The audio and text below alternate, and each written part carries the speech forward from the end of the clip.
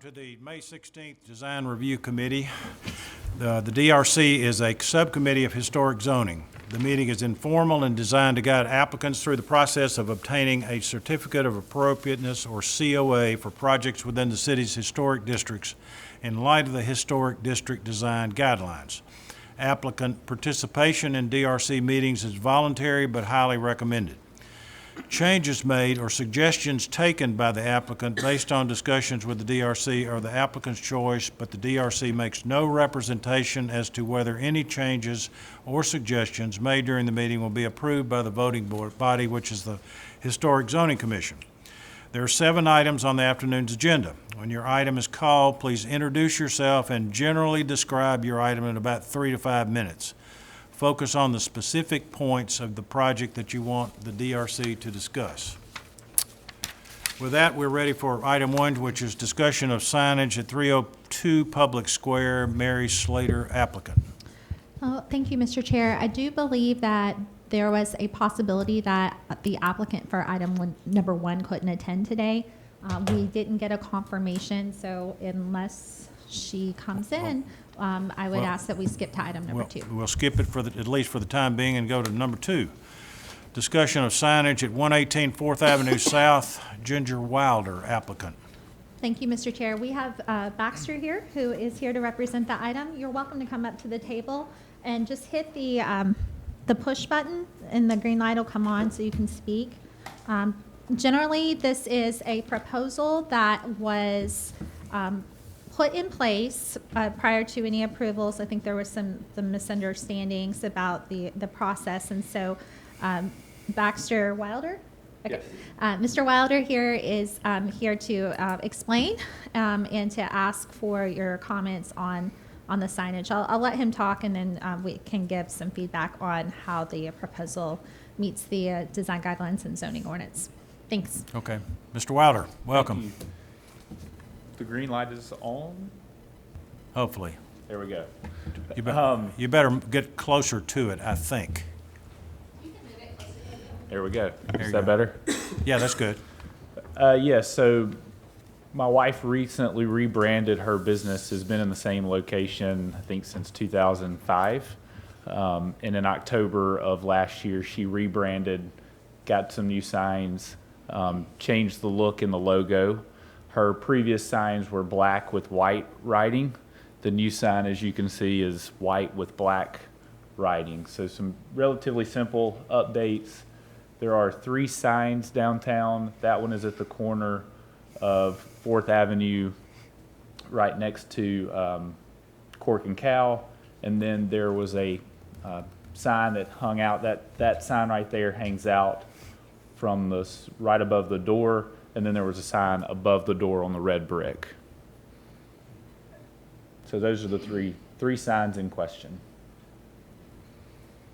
Okay. Amanda?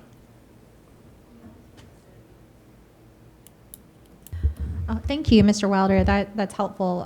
The design guidelines for the City of Franklin's historic districts do recommend that signs have a darker background than the lettering colors. So this sign does meet the guidelines in terms of the number of colors, but unfortunately, they do not meet the guidelines for the foreground versus the background colors. So darker background than the lettering. If these were simply reversed, it could meet the guidelines, but it wouldn't have to be reversed. It could just be a darker background color with a lighter foreground color for the lettering and logo. Further, the design guidelines recommend that sign materials be wood, metal, or a composite that's emulative of wood or metal. I don't know enough about this particular sign material to be able to comment, but it doesn't necessarily appear to be one of those. It says die board, so it's like a metal facing with, I think there's a little bit of cushioning between the 2 metal plates. Okay. And then I'll comment on this one. This sign has been in place for a while. It is appropriate, as long as the building owner consents to signs being added to it, is appropriate to add to it. But however, like the coloring would need to be changed in order to meet the requirement. This sign is actually adhered to the building, and I'll try to zoom in as best as I can on this photo below. It's adhered to the building through some sort of string that is attached to lighting conduit on the building.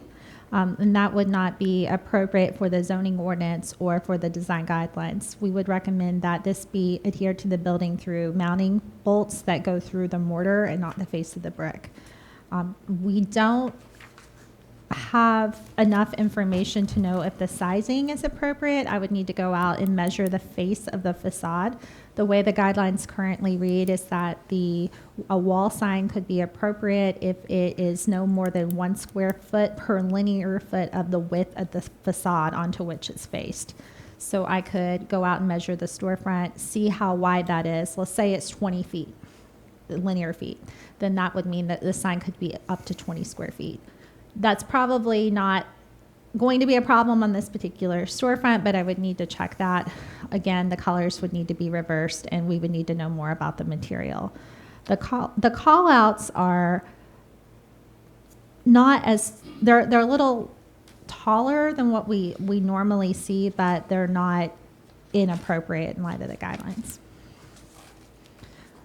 This particular sign, I believe that this arm was existing, and they just put that on there. As long as the colors are reversed or otherwise altered to meet the guidelines, and the bottom of the sign measures no less than 8 feet from the grade surface, which is the sidewalk in this particular situation, then it could meet the guidelines.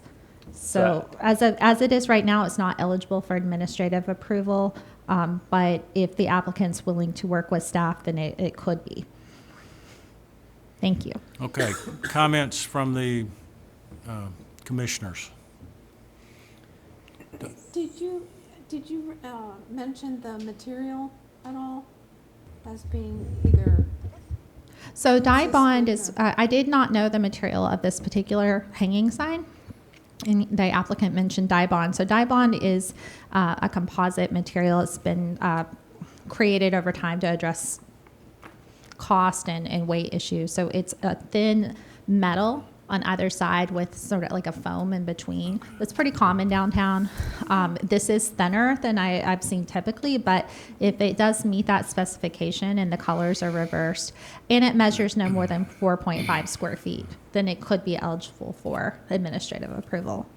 So I don't recall, it's 3.5 square feet. So on this one, it would just be the color reversal. On the sign that's on the building, I'll need a little bit more information, but I believe this is Wood. wood. Okay, that's what I was thinking. And wood letters as well. Yes. Yeah, I can tell from this angle they are wood. It looks nice. Okay. But if it were to be painted out and adhered to the building with bolts instead of with the hanging mechanism here, then it could meet the guidelines. So how do you feel about changing the colors? Is that going to work for you? I would laugh and say my opinion probably doesn't matter. No, I think she wants to keep the white with the black lettering. I think she likes the way it looks on the brick. That was the way that they had kind of designed it. They originally had both, and we just thought that the lettering popped a little better if it was black on a white background, and thought it was a pretty clean and classic look. Yeah, I mean, we hate that you have to go back and rework this, but of course, if we make an exception with this, then we're setting a precedent for other signs down the road. And the guidelines are pretty clear about the darker background. Okay. So, I know there's a few other buildings downtown that have very similar white background with black lettering that have been approved before. I don't know if those went through a different process or similar type process and then just have to wait for the board to vote. Is that? I can speak to that. Yeah, thanks. There are some signs that precede the design guidelines that have been in place for a while. There are also signs that go up occasionally, like this one and others, where they didn't go through the process and they're actively being noticed to go through their process. And so, unfortunately, that kind of thing happens, and it's not necessarily anyone's fault. It just is the nature of how things go. But this commission has not approved any signs that have this color specification from my recollection the last 14 years. I just had a question for staff. How did this application come to pass? Was that based on staff's monitoring of the signage in downtown? Well, occasionally signs go up without notice to the city. So Sure. this was one that happened to be noticed by the Building and Neighborhood Services Department. All signs require building permits. Signs within the historic districts require a certificate of appropriateness as well, because there are some, actually there are sign types that are not permitted anywhere Right. else in the city that the historic district can have. But generally speaking, the design guidelines for the historic district are more specific on things like color, for example. So in this case, it was noticed that the sign needed both a COA and a sign permit. Okay. And so the applicant was contacted. Okay, thanks. Anybody else? Just gonna say, I mean, I think the idea that it stands out and looks really good is probably the same reason that the guidelines are kind of clear about it not standing out so much. We want people to be found because businesses, but the idea that one sign is just so much more bold than everything around it, including the building architecture, is probably what they're trying to avoid with the intent. So, you know, I'd be inclined to encourage you all to just reverse the colors. I think you'll get further. Yep, I would agree with that. So the purpose of the design review committee is to give some feedback on a potential application. So what I think I'm hearing in this situation is that if this was taken to a voting meeting, that the members here indicate that it's not likely they would vote to approve the signs as shown. Yeah, the only problem I see is the colors, Okay. and reverse those and define. And the hanging mechanism just doesn't meet our regulations for I the can city. see that. Yeah. Yeah. But Noted. we could, if the applicant would like to move forward more quickly and not go to a vote, we could certainly work as staff with you to get something approved more quickly, as long as it met the guidelines we've talked about today. Okay, so if we brought two designs, kept the same, but we would just be risking it to go for a vote if we kept the white with the black, if we're able to show other signs around downtown that look very similar? Don't worry about other signs downtown. Okay. 'Cause it's just what comes before us, and we've gone through this before. Okay, And people have had to change what they've come in here with. So anyway, I would just suggest you reverse the colors, and that Okay. answers the problem. okay. All right. Or What choose was the some other comment on? color. Excuse me. What was the comment on the hanging of the sign? Of this particular one, how it's mounted up there now? How's So, it- we would- so right now, there's string that's attaching it to the light conduit, and that's not permitted. We'll fix the mounting. Yeah. Oh, Yeah. Okay. And just to be clear, you don't have to just reverse it, I don't think. I mean, you No. could pick another color scheme where you had a darker background and a lighter lettering. And Okay. that you could work with staff, if I understand that appropriately. So Yeah. you could pick a charcoal gray and a light gray or whatever. I mean, Absolutely, that's a great point. Well, So it doesn't have to yeah. be reversed, but the intent is the way the guideline's written, it had in mind that the architecture of downtown's primarily a darker toned brick color, and so the letters would actually pop out more from the darker color. I see your point, but the guidelines have been enforced for a while. I'm happy to work with you offline if there's some Okay. signs that you feel have not been permitted appropriately or just didn't go through this process and we haven't noticed quite yet. Things always fall through the cracks, and like this and others, but ultimately we're happy to work with you administratively so that you wouldn't need to go to a vote Okay. where it's not likely to be approved. And when is the vote? When would we need just work with you in a certain time frame? What is the time frame on? Yes, sir. The application deadline for June is at the end of next week, the 27th at 5 o'clock. We have 6 members here have indicated they will not support the proposal necessarily, so 6 out of 9 isn't necessarily voting well, but you certainly. Well, no, I was saying like if we change the color, like you Oh. wouldn't necessarily You don't have I to could come still before a go vote. through. You can just that. work Yes. with me Okay. directly. Yeah, Okay. you don't have to come back to us. You could Got have it. a sign Okay. in place next week if you Okay. wanted. Yeah. Got it. so. That's a quicker path Got it. if it's Okay, that's why I acceptable to wasn't you. sure if it was So- any other. No. Okay. You don't need to see us again. Right. But obviously, if you want to come Yeah, you're and wel- you're present welcome the to white come with back. the black lettering, you can do that. Okay. So, You're certainly welcome to do that, but we're excited to have you guys on, you know, Fourth Avenue in downtown Franklin, and I support the rebranding. I hope this wasn't a deterrent in any way, but we are happy to have you. We just, Yep.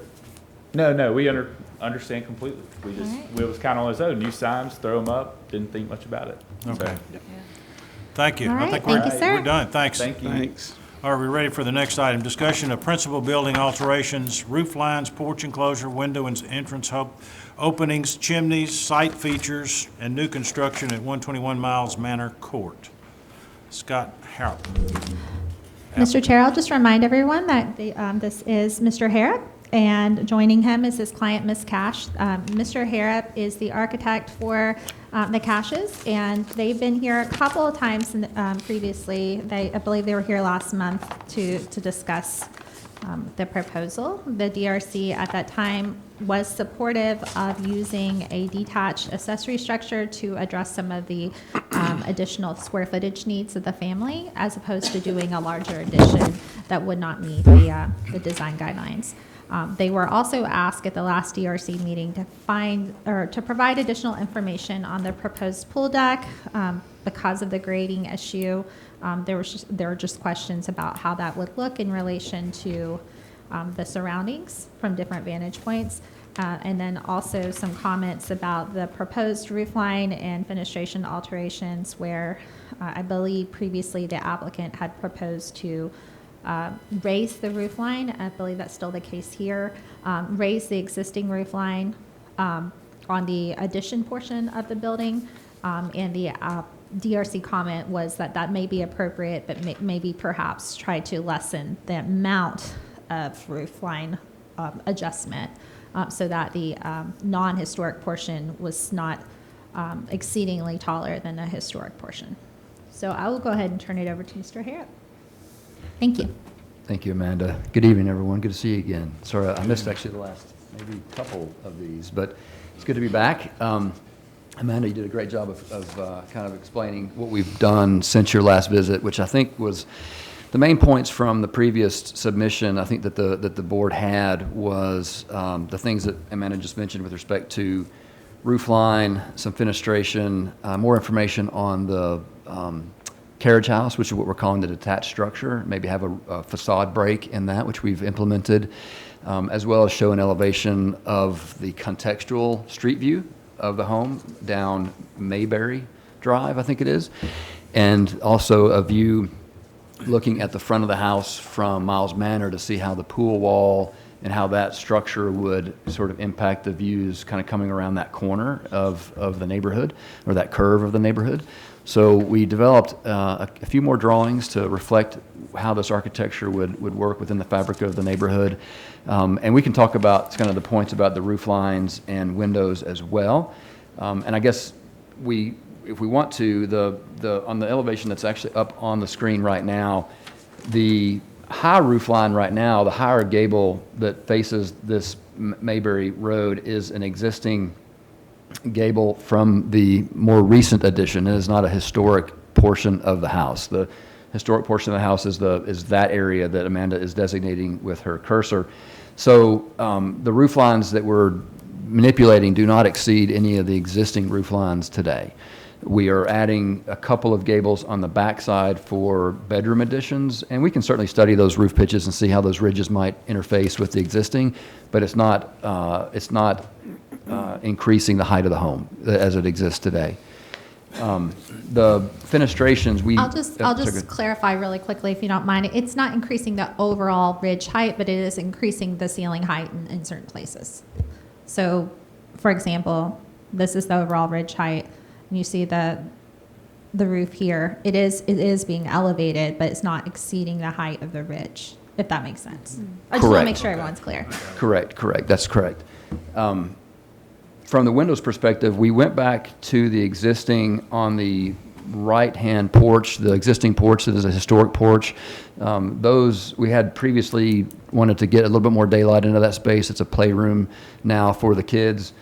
But we went back to the existing openings to the historic home as of right now. The windows to the side there, yes, thank you. We would love to maintain a triple unit in the dining room. That's the new dining room. It's the existing kitchen right now. It's got a single window that's about 2.5 by 2.5. It's a very, very small amount of light that would come into that space. You know, utilizing double hung windows, historically accurate detailing and proportions, materials, colors. You know, I think we could probably really work well with the historic nature of that part of the home and have it feel very compatible with the age of that structure. Moving to the left, all of that is more recent additions, and of course what we're proposing today in the enclosure of the back porch, which is actually now the kitchen. The last submission had that as a living space.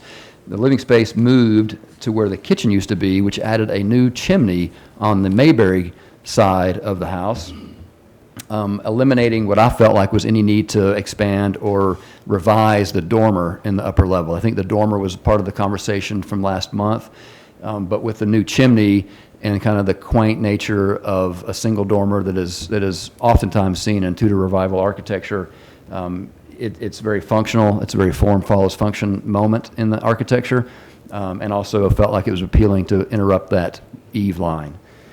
With the addition of the chimney, it kind of changes the proportion and overall perspective and personality of the home on Mayberry side of the site. The structure detached, connected with a pergola, that's really very similar to what it was previously. But as you can see, I think it works well with the flow of roof lines and massing across Mayberry as it relates to the existing structures down the road. And then scrolling down, there's some actually additional elevations that show the, I don't know if you can scroll down or not, Amanda, there to the other drawings on that page. So these are, you know, obviously the front view of Miles Manor and showing the pool wall in the distance. Grade actually starts to climb back up on that side of the site. Previously, way back when we had extensive additions to the site, we were excavating a little bit more downstairs to create another garage and guest suite, which we've abandoned that idea. So grade can be left a lot more undisturbed along the backside of this structure and the site. So you can see the pool walls are not that tall. They're maybe on the tallest side, which is on the right, between the actual pool grade and the existing grade, it's probably about 4 or 5 feet, because we're stepping down a few steps coming out of the home to the pool deck to try to mitigate any height issues. Those would all be planted and landscaped. I'm not a landscape architect, so but we kind of showed a few elements of plantings that would be in that area. It's pretty heavily planted today, and you know, a lot of that would be unfortunately removed during the build, but we would replace with, you know, likely mature material to create a sense of age. Also, I don't know if, Amanda, I just emailed you a few minutes ago some images that Scott Cash and Michelle took of the property looking from the road. It's really heavily screened. Right now there's several magnolias, which obviously, you know, keep their leaves year round. There are other plantings and evergreens and a lot of beautiful plantings and landscaping that really give a beautiful pastoral view from the road, and it would not be visible, honestly, from the street. But even if it was, we would be very proud of that, because it'll be really nicely developed. It's designed right now as a stone wall low with like a wooden painted fencing to provide our barrier resistance for pool codes, and also our fall resistance from the pool structure side. There you go. Thank you, Amanda. As you Will can see, the pool deck be behind the existing garage door wall? yes, Okay. yes. And there's another image in there. I think I sent you 2 emails. There's one other one that maybe came through, Amanda, that was a little bit further away, that kind of showed the street perspective as you drive around the curve. There you go. Thank you. So you can kind of see the very front entry facade peeking around the left side of those trees, and you can kind of see what's happening here with our existing landscaping, and that whole area will be undisturbed.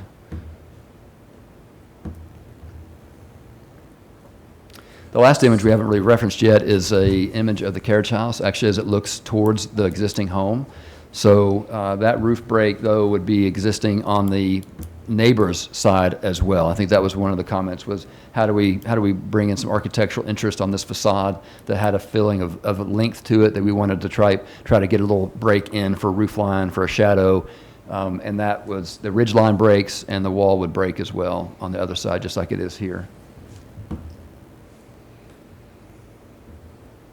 Okay, Scott, do you have anything else to add? I think that's it, Michelle. No. Okay. Go back to the pictures that he just sent you, Sure. and that, look at that first one first. Yeah, so what are we gonna see from that view right there of the pool? You would see about, from that, and that view right there, you'd see about maybe a 3-foot stone wall Okay. with about a 2-foot, So about where that fencing. hedge is back there. right there. That where Amanda has Okay. her hand is Okay. exactly where that picture would be sort of exposing itself down the driveway. And Yes, then sir. with the other picture, taken further back, Amanda, what are we gonna see from there?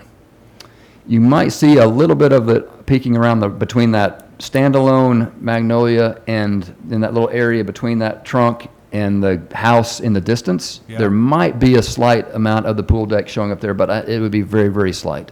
Okay. Okay. Next. Okay, I just would love to give comments if you don't mind. I'm going to go ahead. I don't like keeping my email open just because it pops up on the screen. Does anyone need to reference these photographs again? If so, then I can send them to Victoria and she can save them, and that way we can pull them up. I'd save them. I mean, I would Well, definitely just, save 'em. I mean, for the purposes of this discussion today, I can certainly save the photos, but I can't keep my email open. These are in my email. Okay, that's fine. Okay, just a moment. So does anybody need the pictures? Anybody else want the pictures? Okay, let them go then. I'm just sending them to Victoria. My email will be popping all night if I left it open, so I do that for you guys. You're just popular. I am. Okay. All right, so I will give a couple of comments. This is a unique situation, as we're all aware. Just for the benefit of anyone watching that hasn't been part of the conversations previous, this is a situation where a historic house has an addition onto it already that already exceeds the recommendations of the design guidelines for size. And it also doesn't meet the current or upcoming design guidelines in terms of how the addition relates to the historic portion, meaning it's taller than that, and the applicant's seeking to make some modifications. Many of them are in better keeping with the design guidelines that we have now, certainly. But to kind of go through all of those, the design guidelines would not recommend altering historic window openings or disturbing those windows in any way. So staff would not be able to support the proposal to modify the openings on the historic portion of the building. That would include this building, or this window bay right here. As for alterations to non-historic addition, that is a little bit more flexible, and certainly there are a lot of merits to this proposal. The alteration of the roof line, even though it's not exceeding the ridge, the alteration of the roof line is a bit concerning because it is exaggerating the overall height of the non-historic in relation to the historic. So I would not recommend that from a theoretical standpoint, but I'd love for the commissioners to weigh in on that so the applicant would have some thoughts about how to pursue moving forward. Altering by adding the chimneys can be appropriate. This is a Tudor home. It's more of a diminutive Tudor, and so adding some of those that aren't overly embellished, I think is entirely appropriate, including the dormer. Enclosure of the porch is appropriate. It's been done in a very sensitive way. The one-story scale carriage house and how it relates to the building next door, I believe this shows very well that it's still diminutive and does not overwhelm the building next door in any way. The alterations to the remainder with the pool deck, I do want to note that landscaping is not intended to be a mitigation for design or to mask any sort of new construction as it's determined to meet or not meet the guidelines. We can't guarantee the trees will always be there to hide that. But the design guidelines do say that pools or decks can be appropriate if they're screened from street view. I do not feel that this deck is screened from street view, just from the theoretical intent of the design guidelines. Without any sort of landscaping, this would be visible from the street view, and it's not typical. However, it does hearten me to see that the alteration can be achieved in a way that is more appropriate for the topography of the site than it might be otherwise. I would rather the applicant work toward addressing alterations with the existing grade as opposed to against the existing grade, because the existing grade is the context, and mitigating through manipulation of topography is just never the best idea. It looks like stone is proposed to be used, which could help settle that, and then a horizontal wood railing. I don't know that this railing will meet the intent of the pool permitting requirements. I believe it has to be a 4-foot tall fence, so that is one thing that we can check on and keep in mind there. Thank you. So how tall is the fence that's proposed? It would exceed 4 feet from the outside. I think my understanding of that is that you have to have a 4-foot tall fence barrier from folks coming towards the pool, not within the pool. Within the pool, it's a 3-foot barrier fall, 3-foot fall proof. So it's 3 feet from the pool deck up. If you're standing on the pool deck, there's a 3-foot barrier, just as where we need it to have, for anything that's over 30 inches of drop. But then as someone might come towards the pool, we have a minimum of 4 feet all the way around for that barrier. Randall, you want to comment on any of that? Pool expert. He is correct. We have a 36-inch guardrail that meets guardrail requirements on the pool deck. As long as this portion.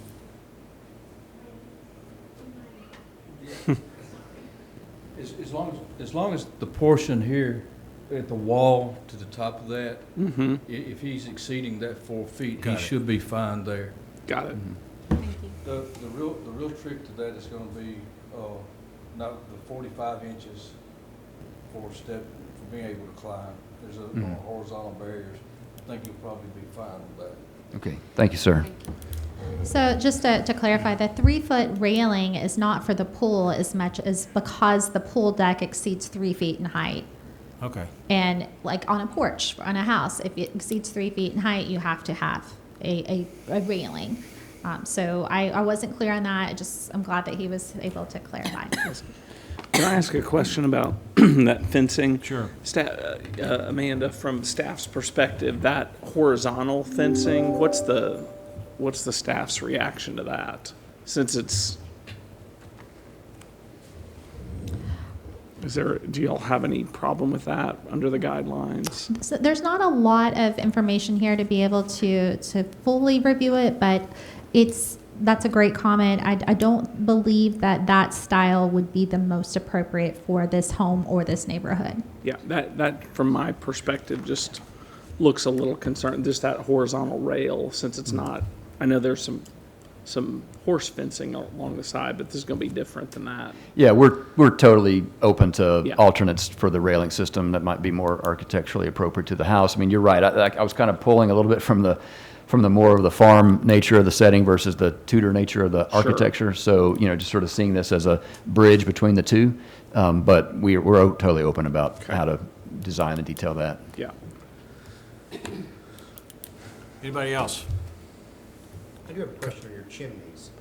So we see the front chimney. Is there a rear chimney where I see the two chimney pots? Yes, sir. Yes, sir. That's a new chimney it's a two-sided firebox, not see-through, of course, but two-sided, one for the interior, one for the exterior there at the new master bedroom and to the pool deck. So we'll be adding the two chimneys. Yes, sir.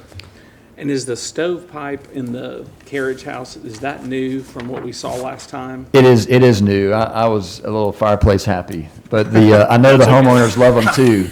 So we always had wanted a little wood-burning stove in the house when we were kind of going through that larger expansion, and now that we're revisiting the approach here, that was going to be the office, and so we kind of reinserted that. So that's a little stovepipe for a wood stove in that carriage barn, Yeah. carriage house, yes, sir. And I guess, sorry to keep coming back to you, Mrs. Rose, but how do y'all feel about the stovepipe coming out of the carriage house there?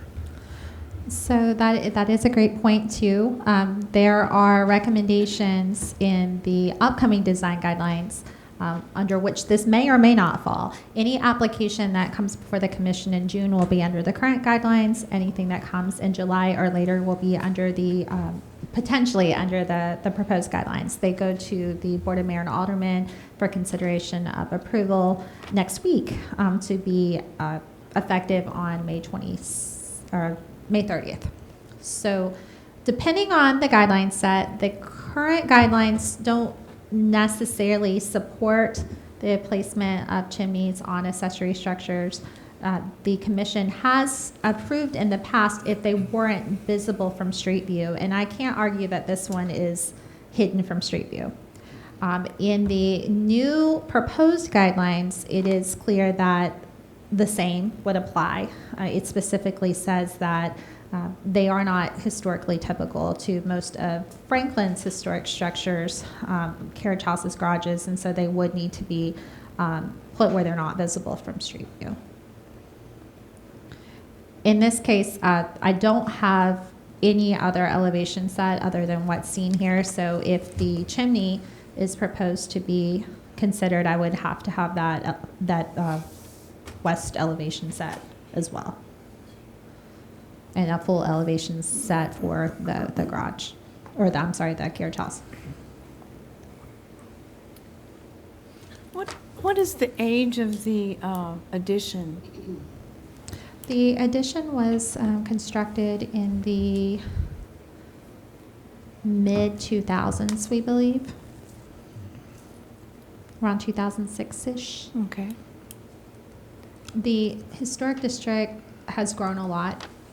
This area was considered for the historic district around that time. So there have been a lot of changes that have occurred since that time. And part of this, from what I understand, and I can't speak to it firsthand because I wasn't here at that time, is that there were discussions with the previous owner about the addition as this was going through the process of being considered in being in the historic district.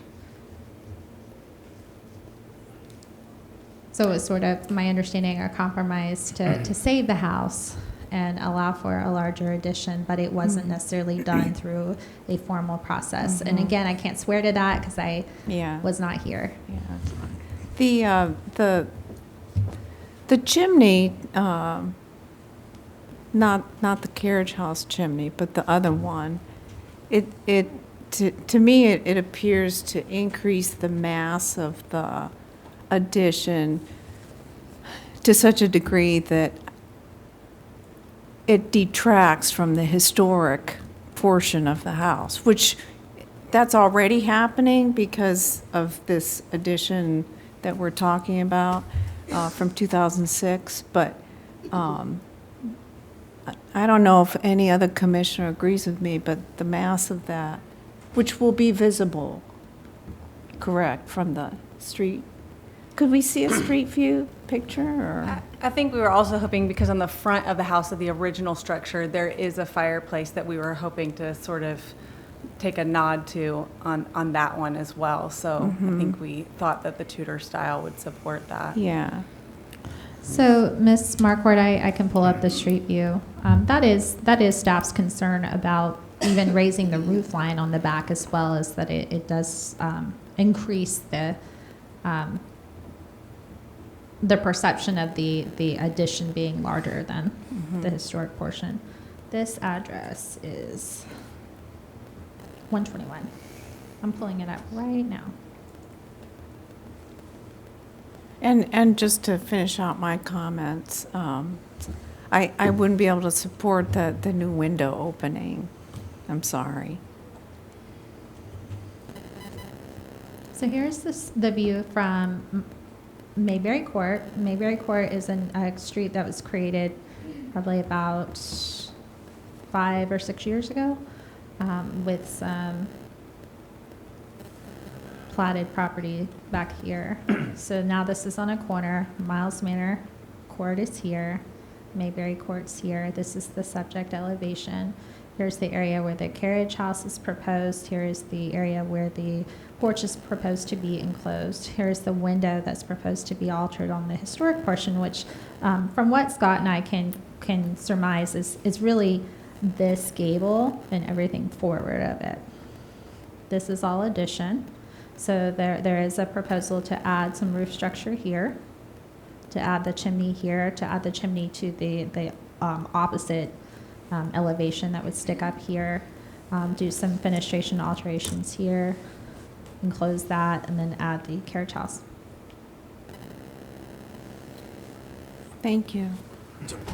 So how far back from the current porch will this new addition fall? Where will the edge of that fall in relation to that house that's right behind you? 15 feet off the existing porch, and then the structure is 16 feet wide. So that tree goes, right? It goes. And how far will you be away from the house, that house? We're at I think we're at 6 feet from the property line, and so we're at setback for our accessory structures. Maybe, I think 5 feet actually is a setback for accessory structures, but it'll be 10 to 12 feet away between each of those, because I think that house is also upwards to about 5 feet off the lot line. So that house is likely 5 feet from the property line. Under the ordinance, it was written, or Is less approved than under. 5 feet. It's likely to be 5 feet off the property line. Okay. And you gotta have minimum 10 feet between the structures. Between the, yes, 10 feet, that's what I'm Regardless of the hearing. setback, yeah. Between the ordinance under which this was approved and the ordinance under which this one's being considered, I believe it'd be about 5 feet on each. Right. Yes. But that's the code. That's the code. This helps when I come through Yeah. a little bit more, because that looked very, very small. That gives you a little bit Yeah. more. And believe it or not, that's actually a separate piece of property. We're going to have, we're going to one lot the whole thing, but that's actually a separate lot that runs between the two houses right now. It's kind of an alley through there.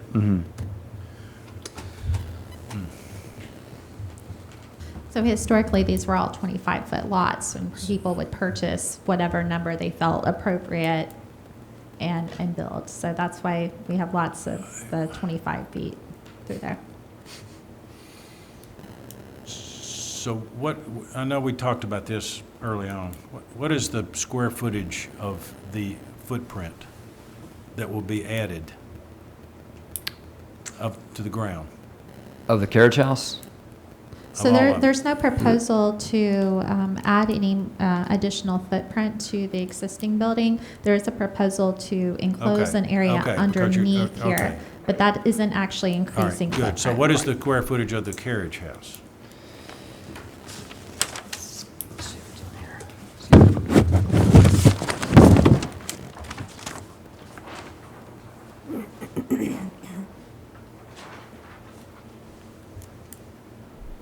I'll do a little math here.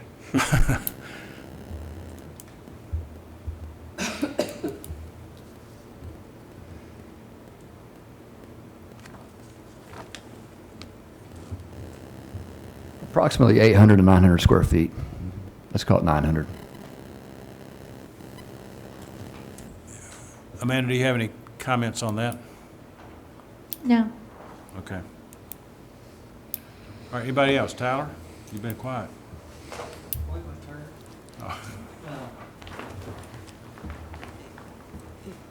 Yeah, I have similar concerns as the other commissioners here. I totally understand the windows in the dining room, but just because I think functionally it works, I'm not sure from a preservation standpoint that I could get behind those windows, which is unfortunate because, it's a good place for the dining room. But my biggest concern, I think, echoing what Lisa had said about this rear roof getting taller and the chimney.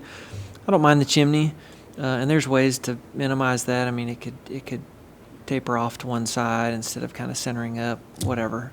I like the chimney. The roof raise over there, we don't have a rear elevation, but interpolating from what I understand here is the bearing height of that wall becomes 1 3/4 stories tall to the left of the chimney. And that roof pitch that is setting atop that wall would have to shallow out. And so my concern is that you've got this kind of what looks like a 12-12 pitch, and then all of a sudden on the back is going to be something less. I don't have a problem with the wall dormer if it's done right on this particular style house. I think we probably have other people who would disagree with that. But that roof pitch changing to something shallow in order to get below that ridge could be unappealing from the back. And I think you would have to do that if I'm reading the drawings right. Like I said, I don't have a rear elevation, but I'm guessing that's the trick. It is, Tyler, right? And actually, we're trying to actually correct that exact detail at the moment. So right now, that ridge, the ridge that you can see existing that kind of comes into that gable on the backside of the house is a much lower pitch than the rest of the house. And just things like this, those details, which really matter to try to tie in a historic home with something that is wanting to continue those quality details and that those proportions we were wanting to do here. And what's happening here is that we're doing sort of twin gables to keep the ridge down. So we wanted to go back to a steeper pitch to tie in with the architecture of the original structure, but doing twin gables so that it doesn't climb. You know, if we did a 12-12 all the way, it just soar. Yeah. So we went with smaller gables, sort of in a twin approach. Think of like a couple of gable dormers on the back of the house. Sure. So, and that's actually, the bearing line there is at about 6 feet off the floor, 5.5, 6 feet off the floor. So it's not quite 1 3/4, it's 1.5, if you will. That's a bunk area for the kids, so we can do a little lower eave there and tuck them kind of in under the roof a little bit upstairs. And then that dormer's like at one of the bunks, right there, that gives some natural light. But you're right. I was concerned about laying the roof slopes down too low because I don't think that right now it's not really architecturally appropriate at the moment. Yeah, and you might be prepared for a different dormer configuration of some sort. I'm not sure that everybody would be on board for that. Like I said, I don't mind it, but I know that that's been a hanging point for a lot of projects that have come through. So if there's another option for that you can come up with to create that headroom and light for the bunk room, then you might be prepared with it. Well, I think that we looked at it a few different ways and certainly landed on this one just because of the what we felt like was the architectural integrity. This was the best proposal, but that roof bearing height might be able to drop. Maybe we can drop the bearing height, and thus the ridge height would follow. And it's possible we could go to a 10-12, which is also not a terrible pitch for the style of home. So we could maybe look at inching the bearing height down, maybe go to a 10-12 and see how much we can get down closer to the existing ridge height today. Okay. Anybody else? Susan? I guess I would just say I totally feel you on that window in the dining room. And I was looking at the kitchen, and you've got the same window configuration in the kitchen. So I understand today we want all those lights, but I think I would have a hard time supporting that change. Same thing on that chimney for the stovepipe. I think that's really cool. That is not something kind of consistent with the guidelines. That's not something I would normally I don't think I've ever seen that on any of the outbuildings in Franklin, having had one and driven around and looked at a lot of them, so that's concerning to me. Those two things I think jump out, and the fencing piece on the pool deck.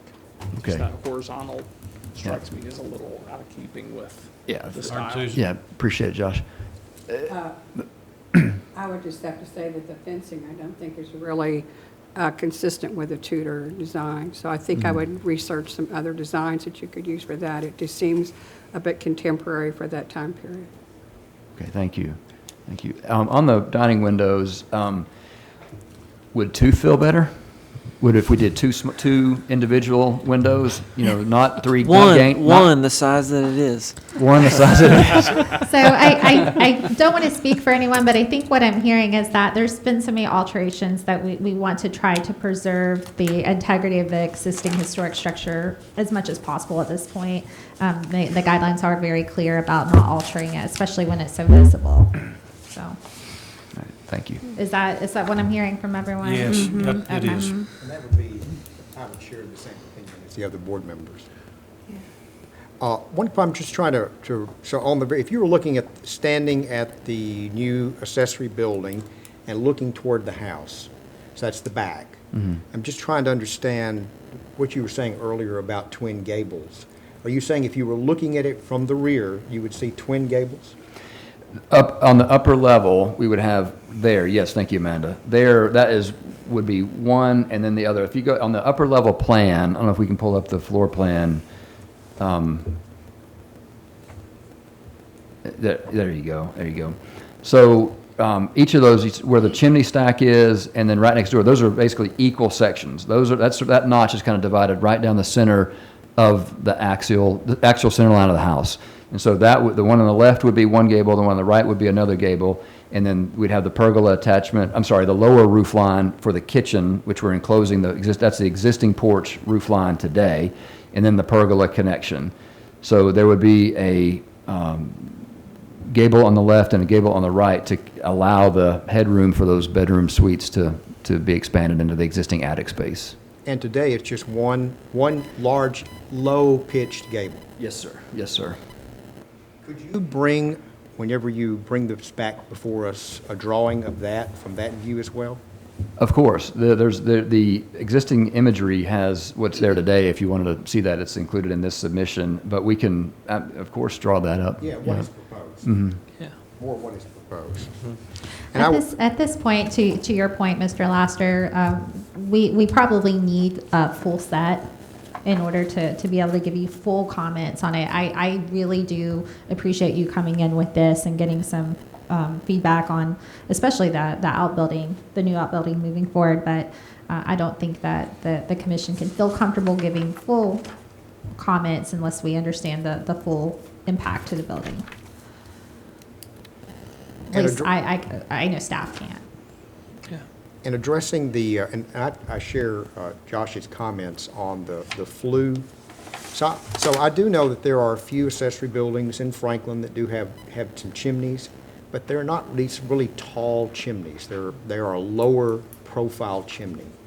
And I was wondering, just for the sake of argument, I don't know what other board members would do, but, if we were going to approve something with a chimney type, I think it would need to be I think it'd be something in brick and something lower in profile and not exceed the ridge of that building.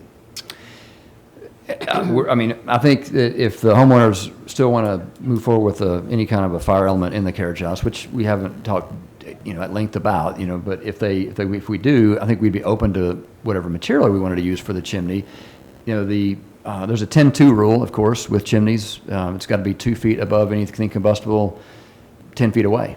So, and the small scale structure this is, it means it's going to be above the ridge per building codes. The other ones probably were done before those codes existed. Do they do some sidewall for wood stoves? Sidewall, are those We could allowed in the yeah. historic districts? If this were placed on the back, that might help, to your point. I know some wood stoves in particular can sidewall vent. Well, sure. Maybe wood burning. Yep. And then it doesn't come through the roof, and the clearances are a little different, but I just haven't seen one on an accessory structure and never heard it approved either. I know they make them because I've used them before, so.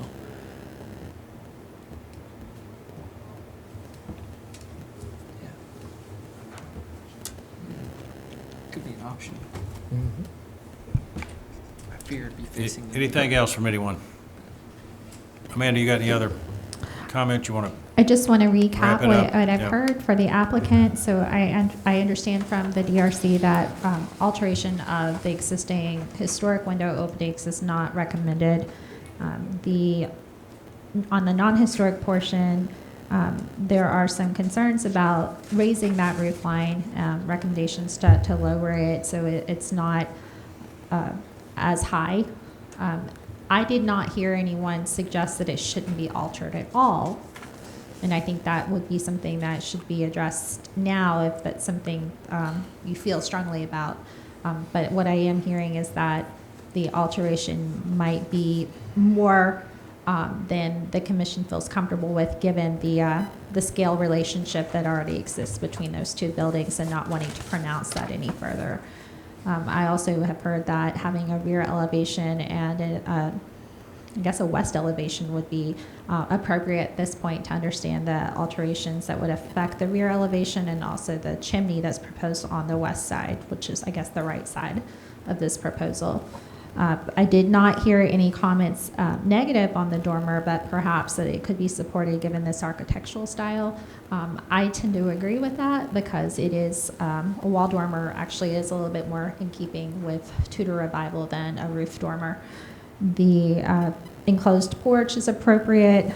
The pool deck, I didn't hear any specific comments on, just questions. I think that if you have any comments, I'd love to share those with the applicant now, other than the fence, which is recommended to be more in keeping with the Tudor Revival style of the home. I also heard that the chimney is not necessarily appropriate for the carriage style or carriage structure as proposed, and that a lower profile may be appropriate if that can be worked out to meet code requirements. Any comments on the pool deck? What is the material that you're considering for the bottom portion? Yeah, right now, we haven't gotten too far into those details, but it's showing up as flagstone pavers. Anything else? I think we're done then. Can I just ask, so we're looking at making these changes and doing DRC again, not making these changes and doing HCC again? I just didn't know what you would recommend. In order for the commission to consider this for approval at this point, we would need full elevations set for both the house. When I say full, it means all four sides. Mm-hmm. The carriage house, all four sides. The pool deck, all, I guess, three sides. Yeah, those would be part of the architectural Okay. elevations, yes. And we would also need all the materials information associated with the new build and the pool. Okay, great, but is that? And good photographs from all angles of that property, so that we don't have to Google map. Right, yes, sir. So I guess the question though is that back here or is it to HZC with that information? That is a decision that's up to you. Yeah. I think at this point, what you've heard is that there are concerns about how the rear elevation will be affected by the proposed changes to the roof line.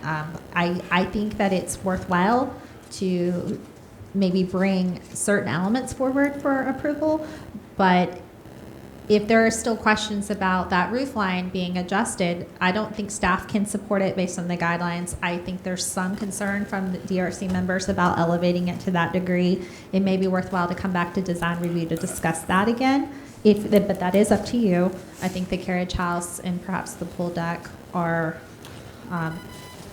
discussed enough and ready to move forward. They do require different permits anyway, so you can move forward with certain portions and still be working on other portions. I guess you might consider what changes might be coming down the pipeline too, in terms of the design guidelines, and if there's benefits or pitfalls to submitting part now or part later. I won't give you the short notes, but you should look at them. I don't think there are a lot of changes that would affect you necessarily. No. I do think that the proposed and anticipated guidelines are a little bit more firm on recommendations for avoiding the the deck appearance, the flue on the chimney, or the flue for the chimney for the carriage house, etc. Because those have been some things that have come up with the commission more lately, because it's become more popular to add chimneys to outbuildings where we If don't you have necessarily have not them. seen a copy of these guidelines, the new proposed ones, then I would suggest probably you glance through them. I'm happy to send that to And you. get those to him. You'll Yeah. find they're a lot easier But I think to you'll find, use. they're easier to follow than these previous ones. So Yeah, thank you. I don't know if that helps you or not, but that's. Absolutely does. Okay, Yeah, good. 100%. Okay, we're done. All right. Thank you. all. I'm very you. excited.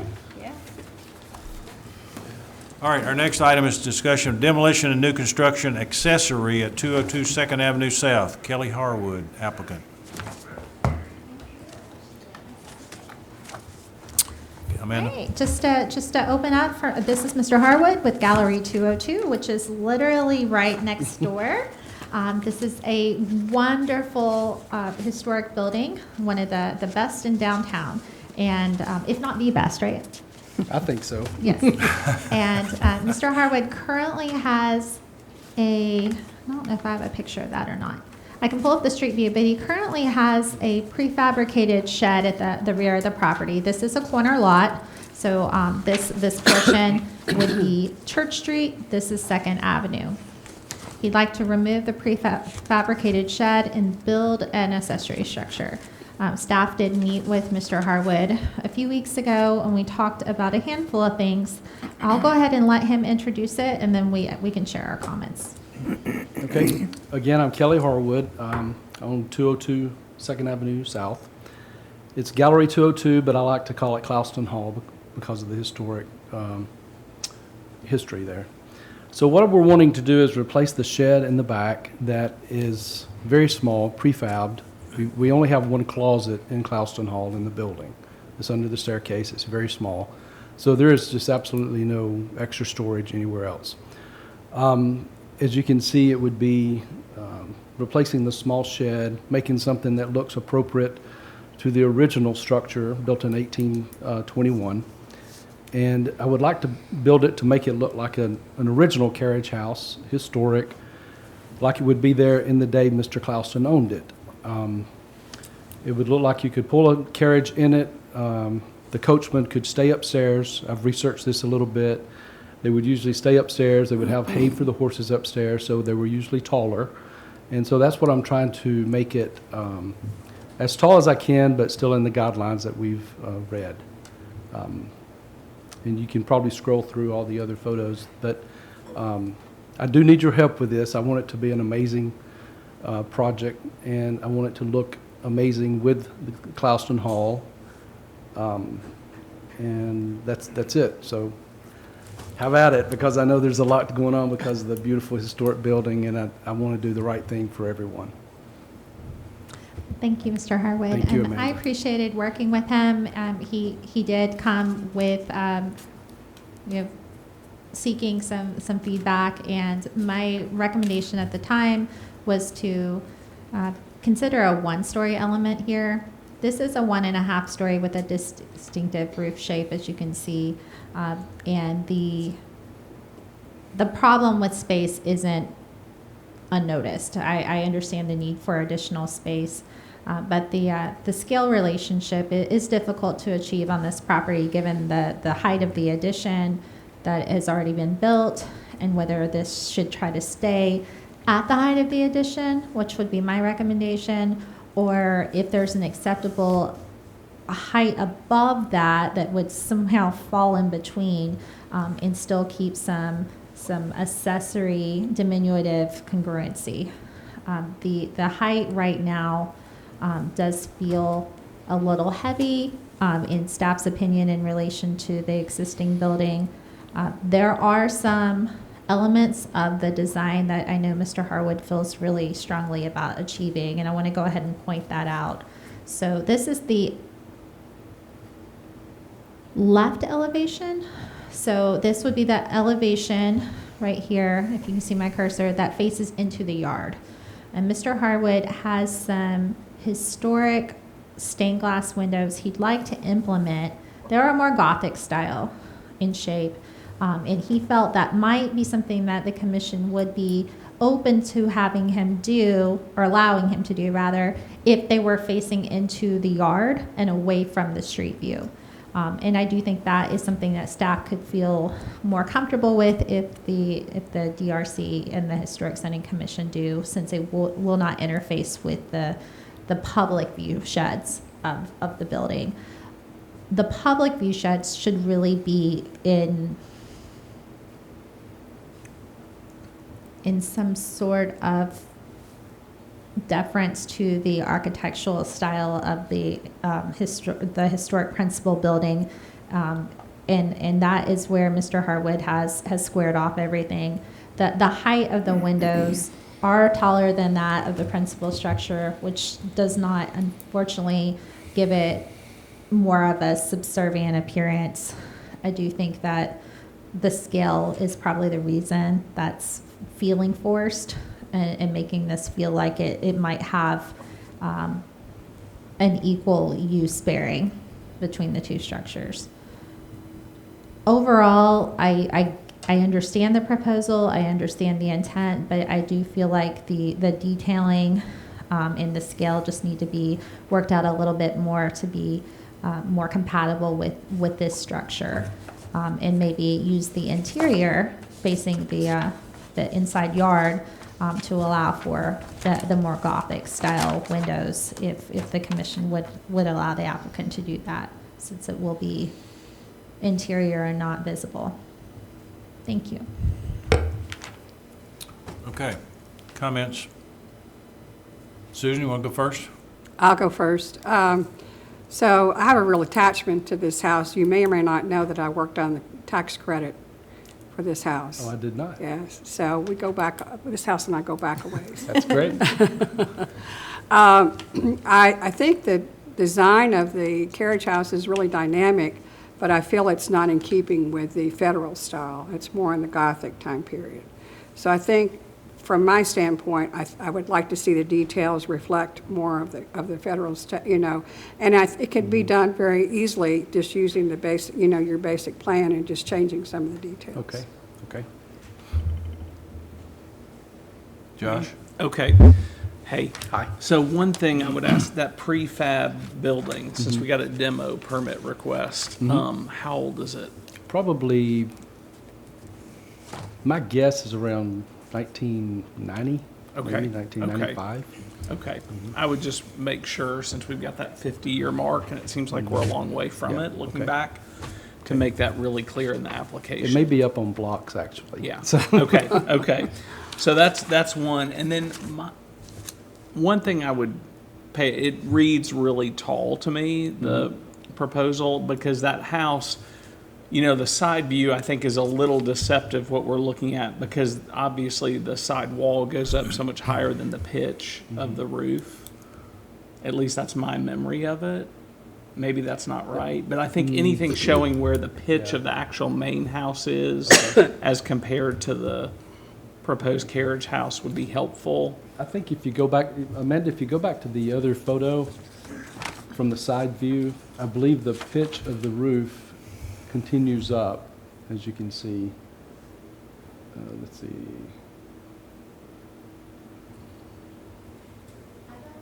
I don't think I have a photo of that, but I do think I had something that could help. It's this angle here where you can see. Yeah, there you go. You can Yes. see how tall the roof line is there at that angle. Yeah, but it looks like those side walls come up above the. Do they just It meet? does, but not much. Not much. Yeah. Okay. Okay. And I feel like I'm still under, I did read the guidelines. Yeah. and I'm trying to do the right thing. Yeah. So I'm wanting it to be under that roof line. Okay. And work with the I think I would just make original. sure to show where that is, Okay. so that will help. Okay. Because I feel like there will be questions about that. Okay.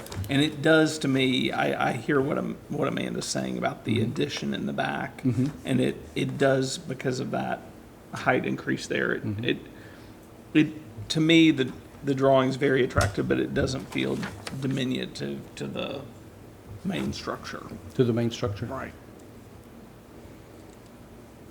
Brian? I just have to echo what's been said before.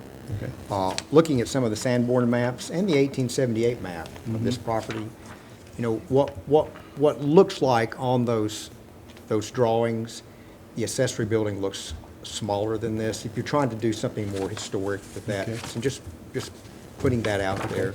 But I have to say, I do agree with staff and other commissioners' comments. Okay. Tyler? Yeah, the kind of bearing height thing there seems a little out of scale. I know the main house has some pretty tall kind of masonry parapet walls, but it's supposed to be the grandest of the ball there. So it's difficult for me to get on board with something that I think is going to be perceived as that tall. I'm also a little concerned about I guess it looks like some type of faux fenestration or something on the side.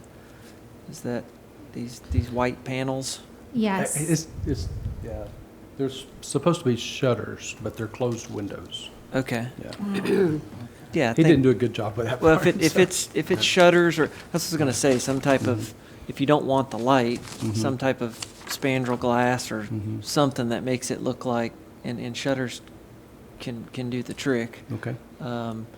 You know, again, going back to Susan's comment, there's a scale and spacing and even height thing to the windows that would have existed on a Federalist kind of building and its outbuilding.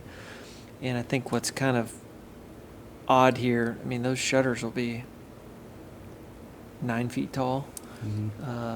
You know, we see 9-foot tall double hung windows on very grand brownstones and things, but maybe not here. Sometimes we have some really tall windows downtown on streetscape or storefronts, but yeah, I'd just be careful with that. And I think once you figure out what size the windows ought to be, you'll notice that there's probably a whole lot of space above them till you reach the eave, and it's there's some proportion and scale things that have to be kind of worked out, I think. You're right about that, because we kind of stopped. We couldn't make a decision where to put, how tall the windows should be. They were short, Yeah. and way too short to start. And then I said, please make them taller. He went way too tall, so. but- And I think that's something we talked about before too. It is the incongruency of scale of this building. Having that upper floor, I think, is causing that issue where the windows are actually taller than that on the principal building, which needs to be avoided. But you're doing that to try to fill in that space, and maybe that space just shouldn't be there. I think there's an opportunity to perhaps have more footprint on the bottom at the behest of the upper floor. I know you feel that it might be historically appropriate to have that upper floor, but I do think it's causing some problems in the perception relationship between the two structures. As long as this footprint is no more than 50% of the footprint of Closton Hall, then it could be considered by the commission. So I think maybe even adding some square footage in this area if you wanted to. I know you have some ideas for your courtyard, but you could probably add some more storage space here and maybe lower that height, and that might be a good compromise. You think maybe go just wider with the overall building? Or you could do a shed roof. Okay. Shed roof type look. Okay, okay. Do you know what height this is going to be? You know, that was my question earlier, and I believe, let's see. I wasn't able to scale this, so I wasn't able to get that information. I had it, I'm so sorry, I don't have it right now. I don't have that with me, I'm so sorry. Where this dotted line is across the windows here, that looks like it is 8 feet 11 at that Okay. point. So, Does it get blurry when you try to enlarge it? It did with me. So, well, I can enlarge it more. okay. So we're probably talking 20, 21 feet. That's what I'm thinking, sir. At least. It's taller than the addition, definitely, but I believe it's lower than this, but not to a profound degree. It's, I think if you just look at it from here, it's probably at least 6 feet shorter than the roof line, if you could see the roof line. I thought maybe line it up with the middle section where it turns at an angle and stops before it goes straight up, vertical. I thought that was a good point if we don't go lower. I feel like that's too low on the addition for the carriage house to make it feel like a carriage house.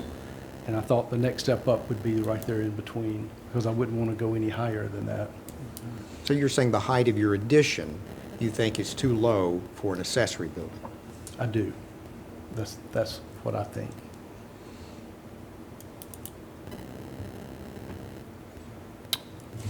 Lisa, any comments?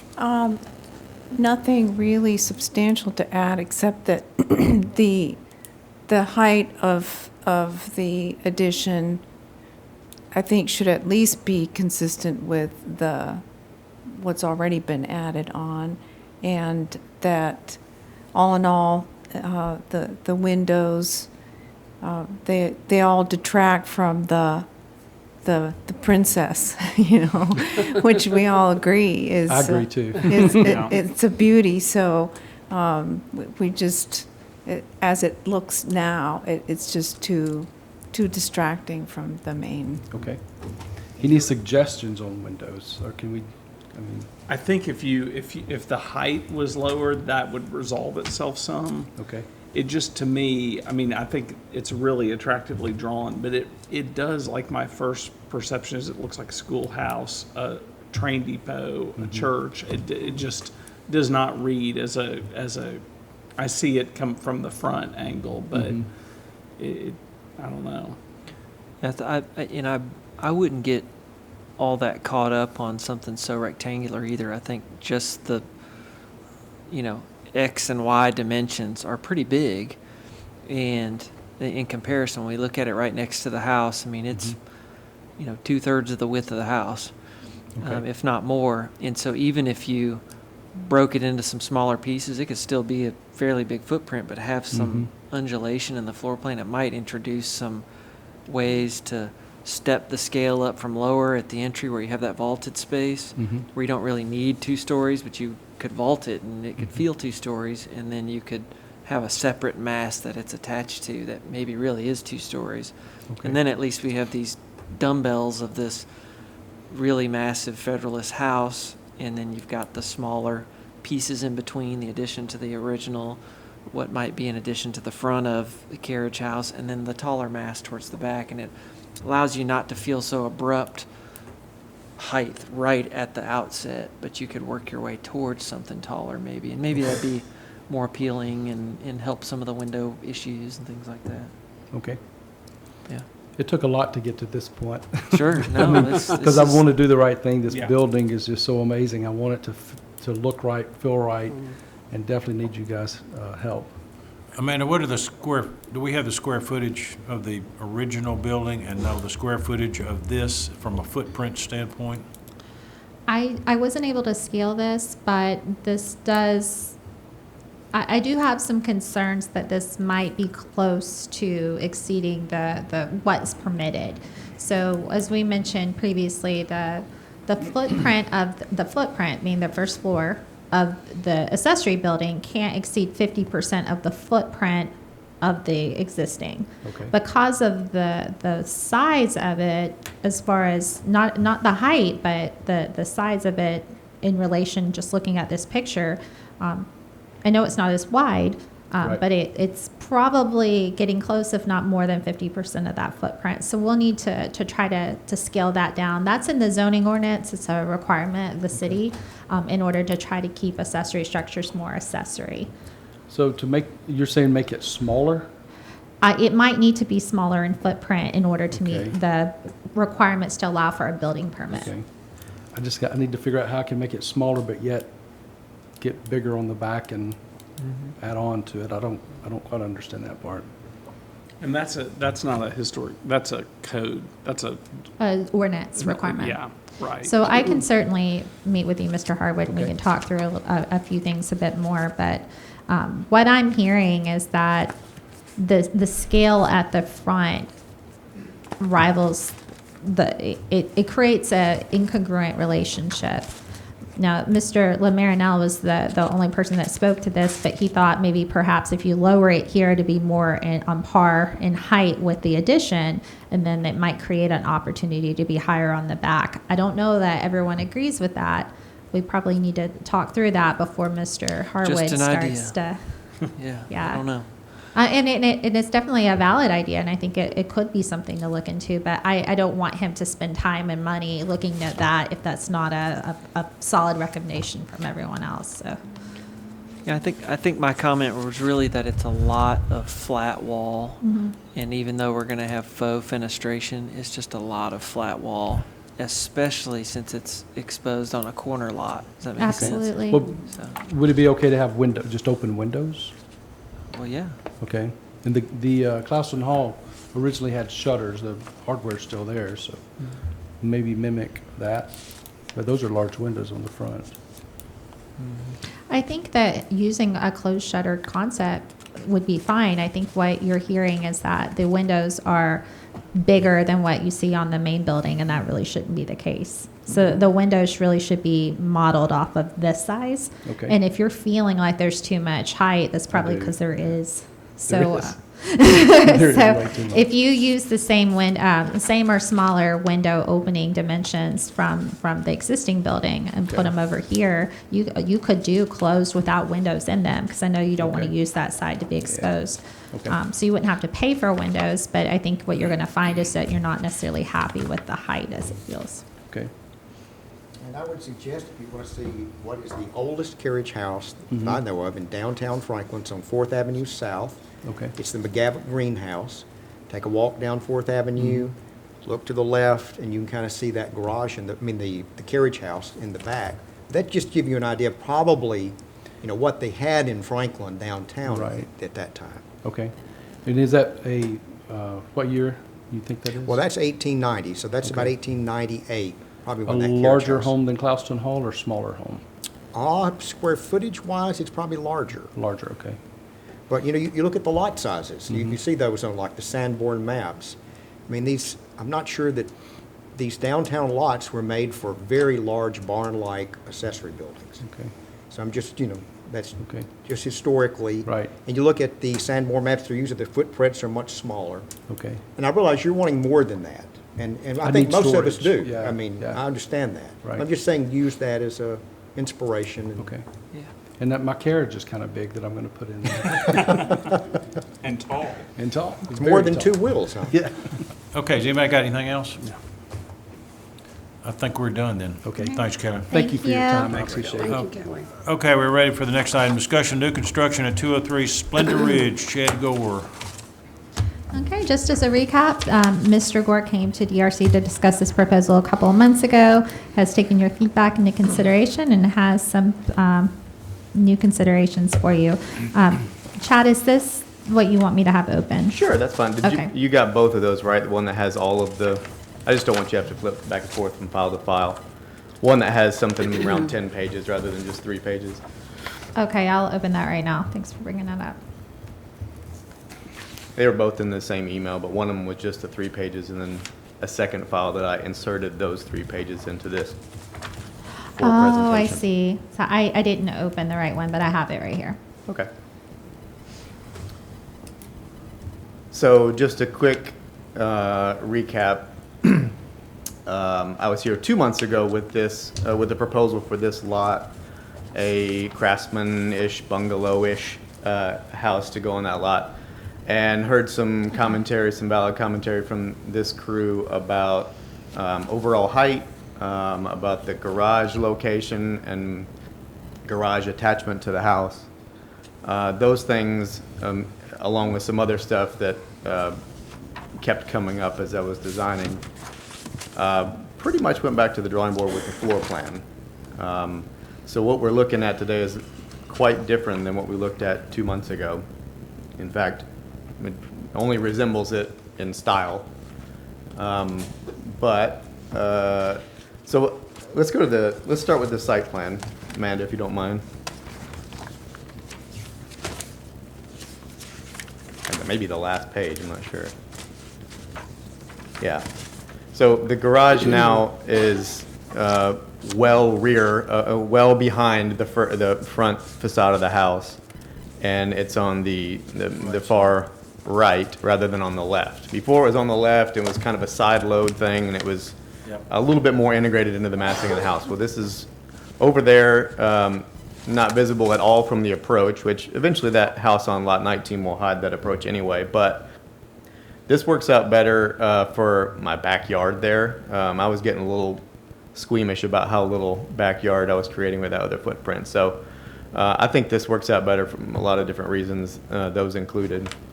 So that's just an overall picture of how the house is oriented on the site. I guess let's look at the elevations. What I have in 3D renderings here is only partially complete, so it's probably good to look at the elevations and then reference those 3D drawings when we need to. So overall height here, we were at something around almost 37 feet before, and I would have thought it was impossible, but we managed to get almost 6 feet lower than we were before. So thank you for putting the pressure on me. And without really losing too much in the square footage, just kind of spread the footprint out a little bit. Still have a Craftsman bungalow-inspired style with 1.5 stories massing. And in case it's hard to read on this, it's easier to see on the 3D, but in case it's hard to read here, the second story comes all the way out to the face of the covered porch. So those columns are in line with the wall above. If that makes sense. You can see that better. You can see that better right here. Yeah, that's Yeah. the rear porch, but yeah, you can see Yeah, it on the right here. front too. Yeah. Excuse me. Yeah. And then, well, while we're on the rear elevation actually is fairly similar to the front elevation. And as Amanda pointed out, the upper level is in line with the rear porch, the face of the rear porch. So it was actually those things that allowed me to keep as much footprint on the upstairs as I had before without having nearly as high a roof ridge line. Let's see other pertinent information.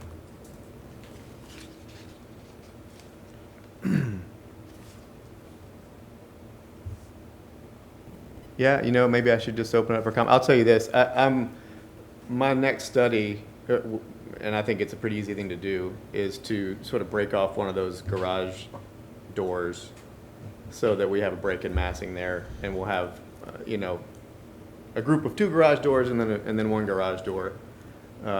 You're getting good at reading my mind. Well. That was going to be my comment. So just to kind of go into staff comments, if that's okay. Yes. Chair Roberts. My concern was the perceived width of the garage in relation to the house. If you're looking at it from this view, it does look comparable to the garage width looks comparable to the width of the center section, which is a little concerning because garages are recommended to be detached in a historic district unless they look detached from the street view. Arguably, this is detached appearance as you approach because you really don't see it as you approach, but I do have some worries about how that's perceived from other vantage points. And so if this were to be lessened in massing, that would feel a lot more comfortable in meeting that intent, in my opinion. But overall, I am very pleased to see that the height lowered to such a significant degree. Very, very happy about that. And I think it meets the intent of the overall development plan approval, where the comments were that these 2 lots in particular would help transition in height from the higher buildings on the other side of the street to the lower scale on the adjacent neighborhood. I do think that this will meet the lot coverage recommendation, and With room to spare. with room to spare, great. And the style is definitely appropriate to the district. Now, I haven't spent a lot of time looking at detailing, and so I'll leave that to the commissioners. But I don't have any any major comments otherwise beyond what I just stated. Thanks. Okay, Lisa, you want to start it off this time? I mean, I'd like to say that I echo what Amanda said regarding the garage. I think that'll help the look of the massing a lot. And other than that, it's an impressive design. Okay, Tyler? Looking at the elevations, the right elevation, I don't see in plan that there's windows, but on elevation there are the 2 windows in the center mass. Those going to be On the right side elevation? Yes. Yeah, that's just faux, like a Faux, infill okay. panel there. Okay. And then on the site plan is Just to clarify, these 2 are infill panels? Yes. Okay. on the site plan, it looks like some jurisdictions let you do front porches across the setback, but you have house above it too. So I didn't know if that's going to be adjusted or. Well, honestly, I didn't think about that. But I think I have room to push it back if I need to. Thank you for pointing that out. But yeah, overall, I think it looks good. I'm curious to see. Did they send the 3D? Let me give you one. Yeah, you can look up here. I'm looking at this really long shed dormer, which is on the back, but I'd like to see it. I don't have a 3D view of the that. rear. Okay. It allows me to sort of catch where those 2 ridges are would otherwise be crossing one another. Yeah, it's Yeah. a little bit of a peculiar detail there. I don't know if it's visible at all, but considering that, what is it, Are you talking Riverview? about this area right here, Tyler? Yeah, and if you look at it from the side elevation, it's a little odd. I think it will be visible from the barn and all that happening next door. Is it Riverview? Yeah, the main house. The big house and the barn. I mean, you're going to see all of this, and so that dormer configuration's a little odd. I think it might be able to just be mitigated by doing a little cricket from Run Ridge over to the other. I don't know, but yeah, it's a little bizarre to What me. is that view, Chad, from the main house, the historic home? Down, I know you're looking down. I don't think you can see it from. I don't think. think you can see it from the house. I haven't stood up there to say that for sure, but there's a lot of space there. Yeah. It would be more It's a like pretty from the big barn. I garage. think you could. Yeah. You Isn't the might be barn able right to there, though? Get an idea It's of it. up a little bit. Okay. It's up on higher ground too. If the you go to barn. the first page there, Amanda, it might help everybody understand what Mr. Rogers is. So yeah, See the barn. Yeah. the barn's back there, and then of course there's been significant landscaping added across that the property Okay. line between the 2, but. But I think it looks great. I'm glad you brought the height down. I think it feels better from a scale standpoint and is a bit more sympathetic to even the neighbors behind them. So, Brian, I have no further comments. Josh, None from me. Susan? One of the things I'm trying to determine is when you look at the straight-on view, that it looks like one of the columns, the piers on, the tapered column on the pier is sort of hidden. And will that resolve itself? Well, it's set there like a pilaster. There's a half a column there. Okay, so that is what I'm seeing? Yeah. What I'm seeing is what it is? Right. Okay, all Yeah. right, thank you. I just got 2 things. One, I'm delighted that the height was brought down, and the garage moving to the right is maybe the best thing of the whole thing, because that was really a Good. stumbling point the first time. So I think it's a great revision. So I have a question about, to follow up your comment about breaking off this massing. Will that be to make this sort of a shed element? You're going to lose some space above, perhaps, to do that? Yeah, I mean, the space above there is valuable to me, obviously. To be honest, I haven't decided how I would work the massing to do that. That would be the most dramatic change. But I'd like to try to find a way to keep some of the space up there.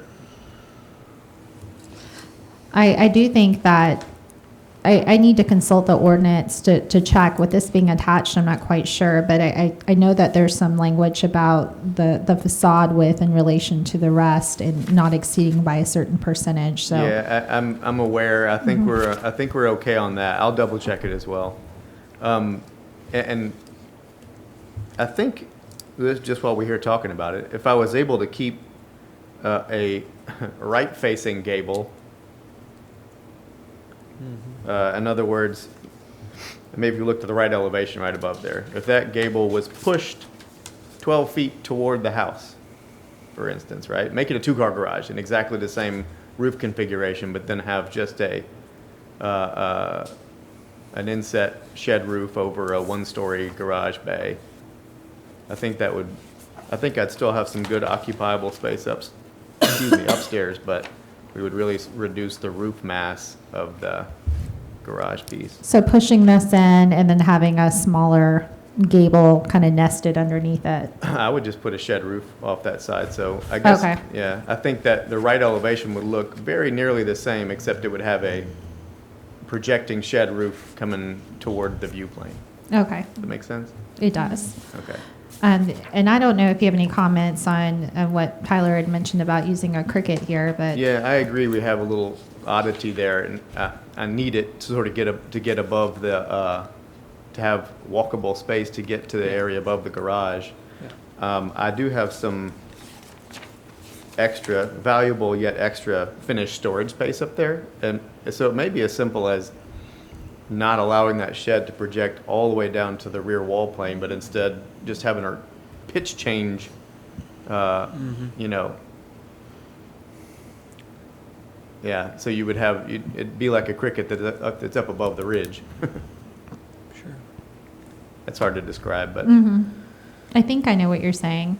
Yeah, well, in the dormer, I mean, does the dormer need to be set back? yeah, off I mean, I think front that would be an wall easy thing. Anyways, yeah, so, yeah, I'm confident you can find a way to figure that out. That seems pretty straightforward, so. Okay, anything else? All right, Chad, thank you. Thank you. Thanks, Chad. Thank you. All right, we're ready for the next one. Discussion of alterations, partial demolition and new construction accessory at 230 Franklin Road. All right, the remaining And two items are. Mr. Denton is leaving on these two items, the last two items. Okay. All right, thank you. So the remaining two items are the factory at Franklin. The first we'll be talking about are some proposed alterations to the exterior of a select building, and then we'll move into a comprehensive sign package concept. Right. So we've got Luke here. Yep. With Benton. I'll go Yeah. ahead and turn it over to you guys. Luke Dougal with Centric Architecture. So maybe we'll start, on the site plan. I think that'd be good just to orient everyone. So today we're talking about building 13, which is kind of on the bottom of this drawing right there. Yep. So kind of fronts Liberty Pike, just so everyone's familiar. This is the building where the historic garage is located. Mhm. Okay. Next to the water tower. Yes. And then while we're here, I'll just kind of point out, we've had some discussions about relocating the carousel building from kind of this front corner that we had originally talked about to the back of the site, which Amanda is highlighting right now. So we have some 3D imagery to kind of show what we're thinking about for that. But we'll start with building 13.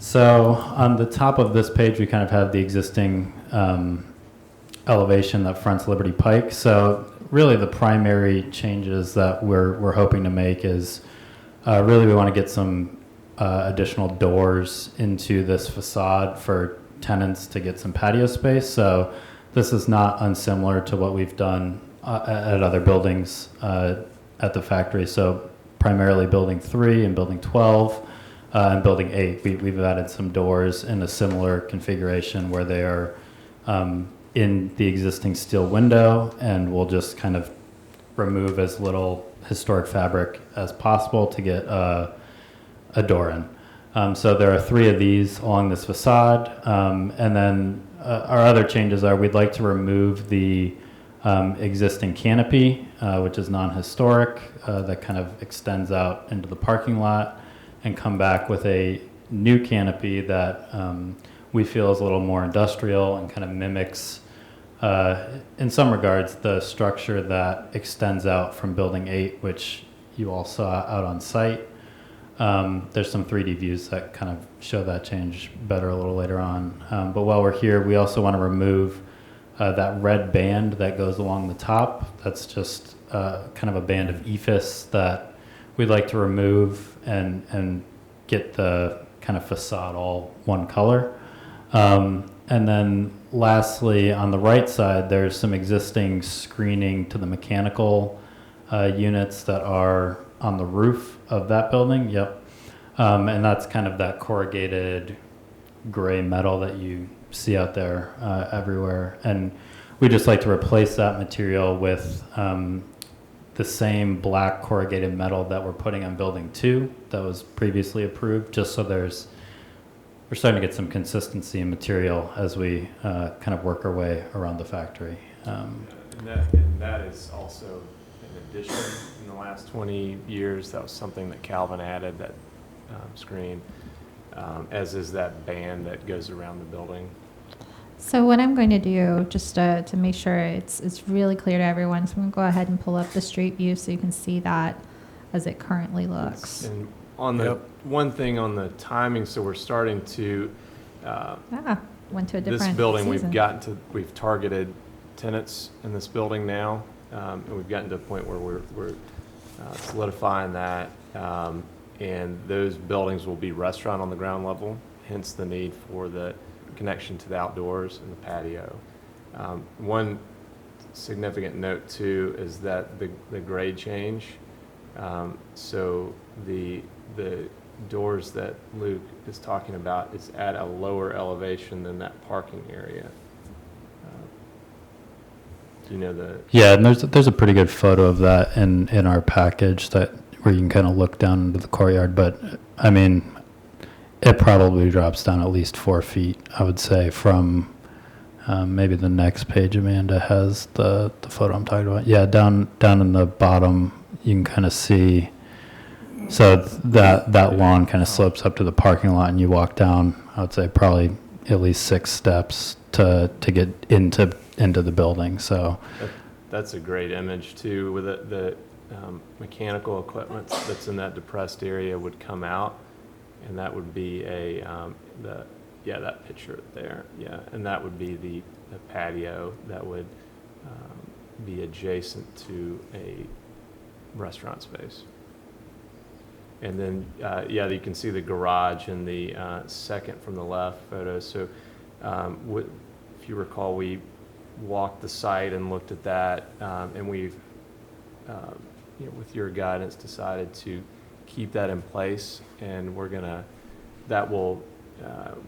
last time we were here, we were looking at the patios for the water tower, and that was incorporated into that site plan for the patios. So we're not planning anything major with that building, although we would keep the doors in place. We would probably bring those up to some better standard, but those are not historic doors.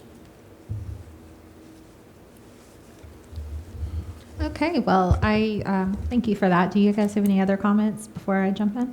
unless you want us to talk about the carousel now, but it might make sense to talk about this building and then. What would That's you fine, prefer? let's do that. Okay. Let's just stop here, yeah.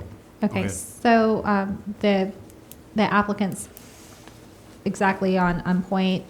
What appears to have been supported by the Historic Zoning Commission in the past is utilizing existing openings to create new doors where appropriate, limiting that number to the degree appropriate.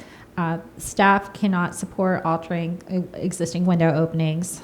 The guidelines recommend against that. So that'll need to be staff's position. But I do want to make sure that everyone understands what the implications are of lowering the doors. That's going to be taking out this this foundation band here just in select spots.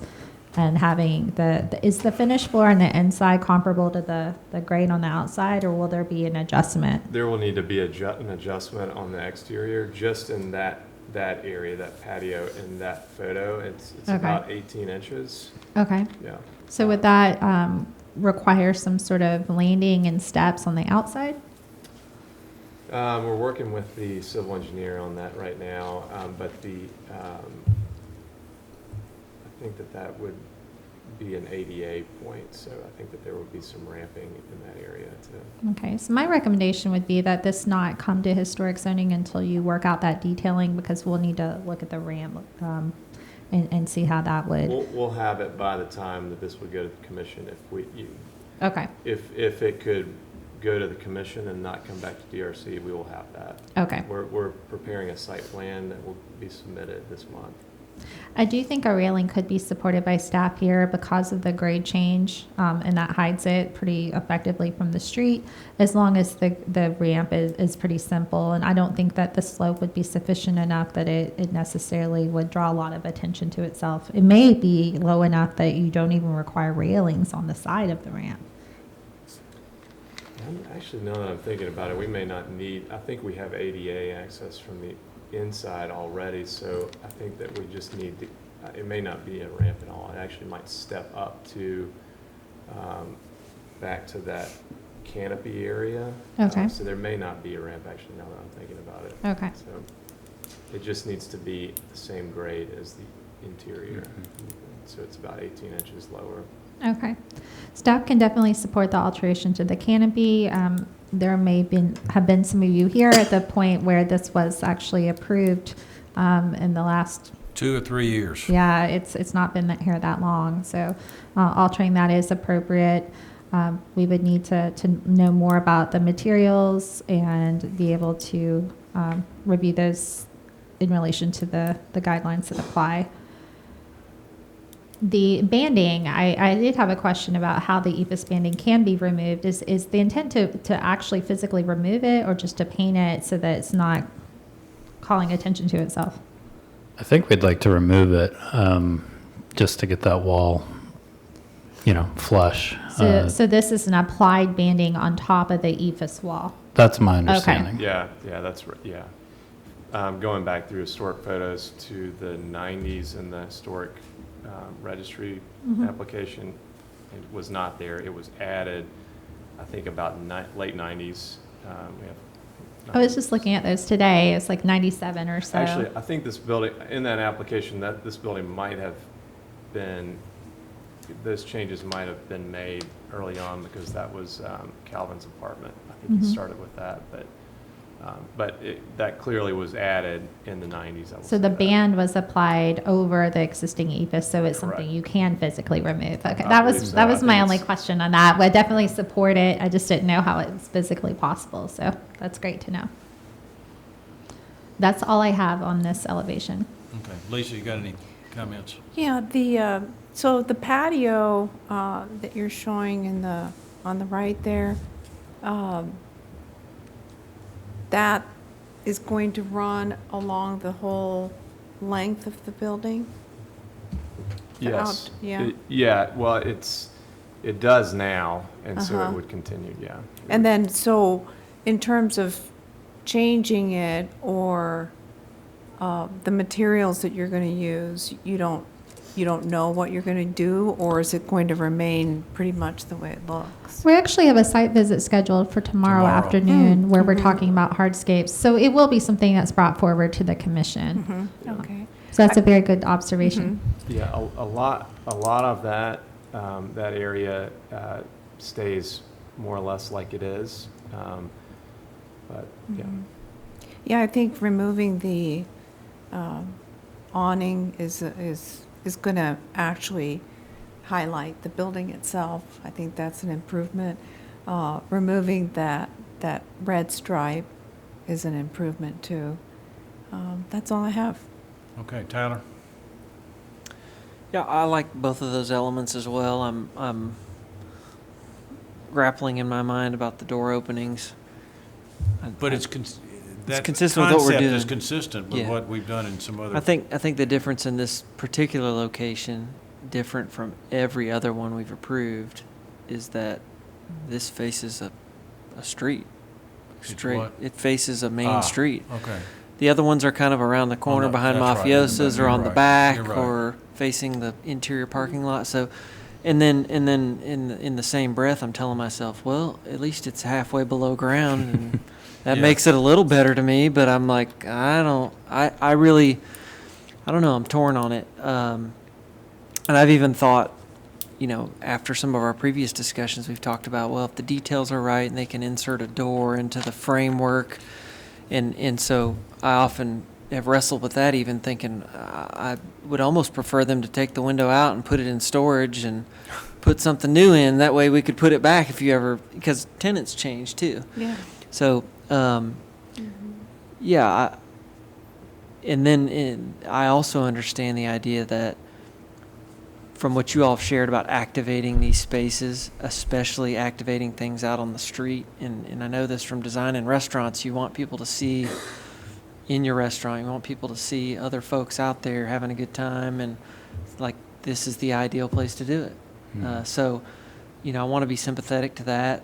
I think you've been fairly modest on how many openings you're asking for, so, I'm inclined to support it, but it's just as the other ones have been. It's a hard thing to let go of, but I think I would be on board with it. I don't know. I'm curious to hear what other people think about it.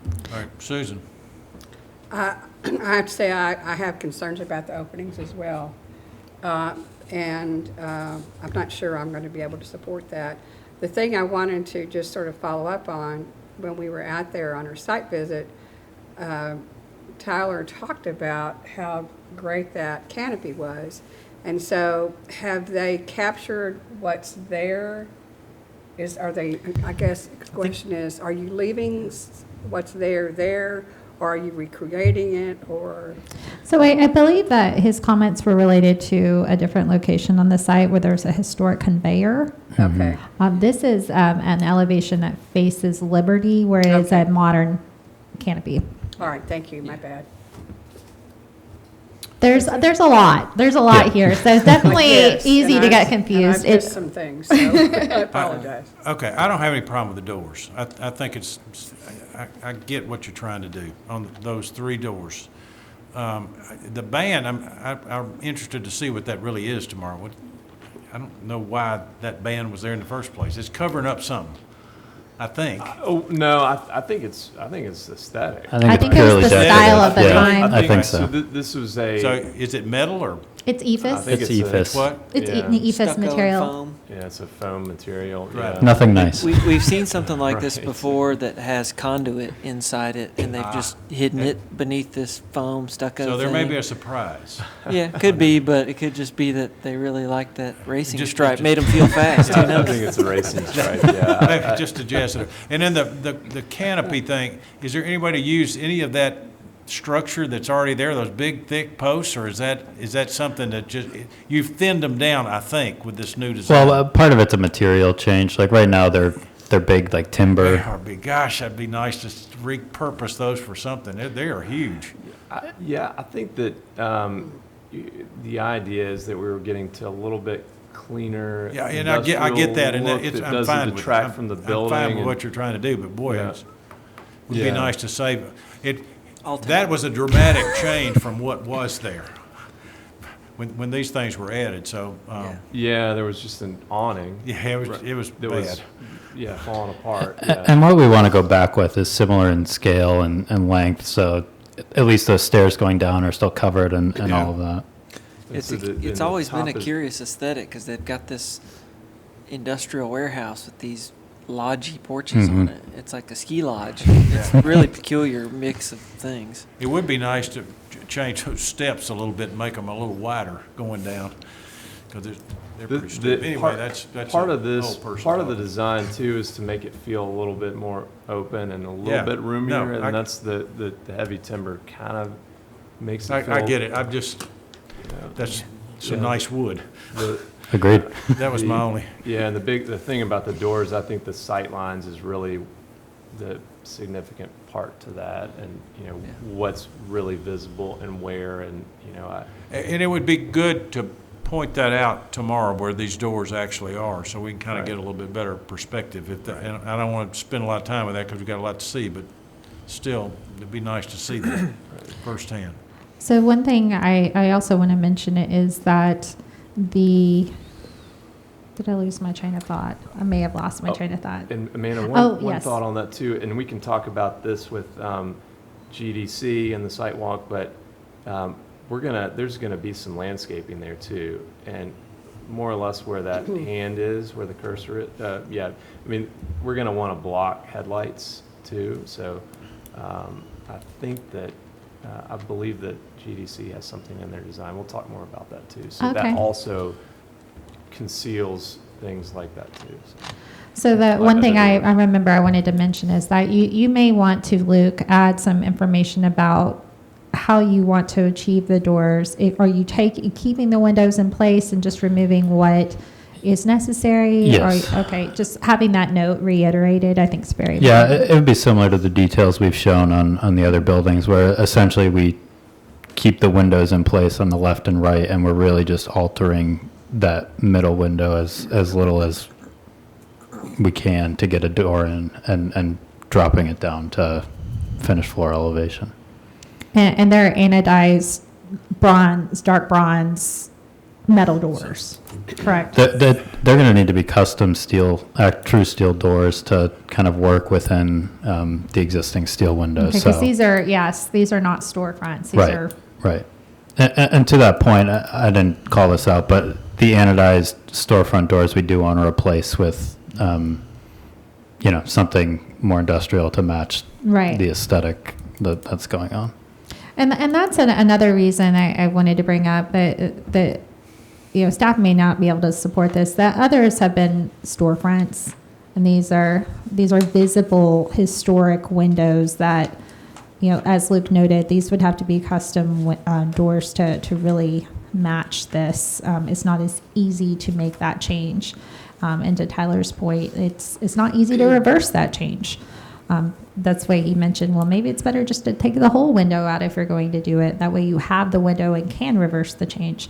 But it's harder to meet the intent of the Secretary of Interior standards on this particular part of the proposal than it has been on other parts. Would it be safe to say that the doors you intend to put in there would blend more with the framing around the windows than is apparent in this drawing?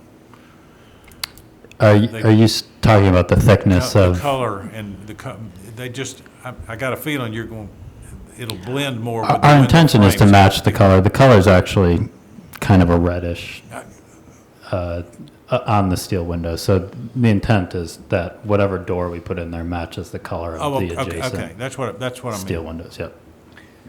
Okay. They stand out there in that. Yeah, door. it looks a little heavy-handed. Yeah. Yeah. And So ready to move on? Anything? Yeah, I was just going to say a lot of my comments in terms of the withdrawals of what I've been talking about, cutting windows out completely and storing them. I just don't want you all to show up or a tenant show up in 6 months or a year and go, well, we decided we want to move this over to the next bay, and then we're like, well, how many holes are we going to? Yeah. How many times are we No, going to shuffle this? that's a good Because point. tenants come and go. I mean, that's the nature of Oh, you retail mean the space. location and wanting Yeah. to move? Oh. Yeah. Well, in what we've been doing is putting these, after we've gone through this process, putting these elevations in as an exhibit with the lease. So they get what they get. Yeah, and For now. we also know how, For what right the now. process is, Yeah. and we're conveying that to the, Yeah.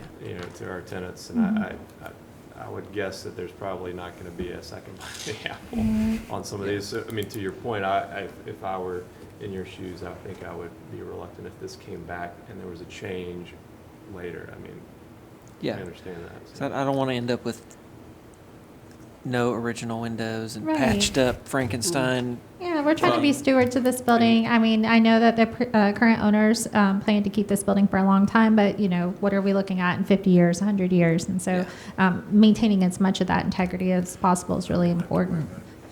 Maybe in this circumstance, taking the whole window out is better than, parsing it. But the recommendation would be not to do that for the very reasons we've described. Yeah, I like what you've done. To your point, Jim, if the doors are like thin style railed kind of steel doors or something, I'd be thrilled to death. It would look like they had been there all along, and keep them to this many openings. Then, and like I said, it's halfway underground. There's going to be plants, and I think I'm okay with it. Okay, anything else? All right, we'll move on to the next one. Carousel. Yeah, the carousel. Does everyone remember the location? You can kind of see in the bottom, it is toward the back behind the main building. Yeah, so this is actually pretty close to the structure that Okay. Susan was talking about that we are keeping. So, again, the carousel in terms of design and proportion is not all that different than what we submitted previously. It's really a different location, and we're retaining the garage. So this would be a standalone structure. Our intent would be to kind of keep it at least 30 feet away from all the other buildings, just from a building code kind of perspective. So the building is essentially square. I think this iteration is 51 feet by 51 feet, and that's large enough to house the carousel structure that we need. In terms of height, the ridge of that is about 25.5 feet. And that's, I think, close to the height that we would need just to get the carousel mechanism in that building. So, Amanda, if you go to one more page. Yeah, so these are kind of 3D views. So the view on the right is from within the site looking back toward the parking lot. So the idea is that this kind of becomes a sort of an internal asset to the factory campus, and you enter in that you enter in that corner that you're seeing on the right-hand image. I know you all will be talking about patios pretty soon, but there's some ideas to kind of make this a really active, child-friendly patio outside of the carousel. And you all have seen those plans too. Yes. So this is following up on those plans. The foreground in that right picture is one of those areas that are under review.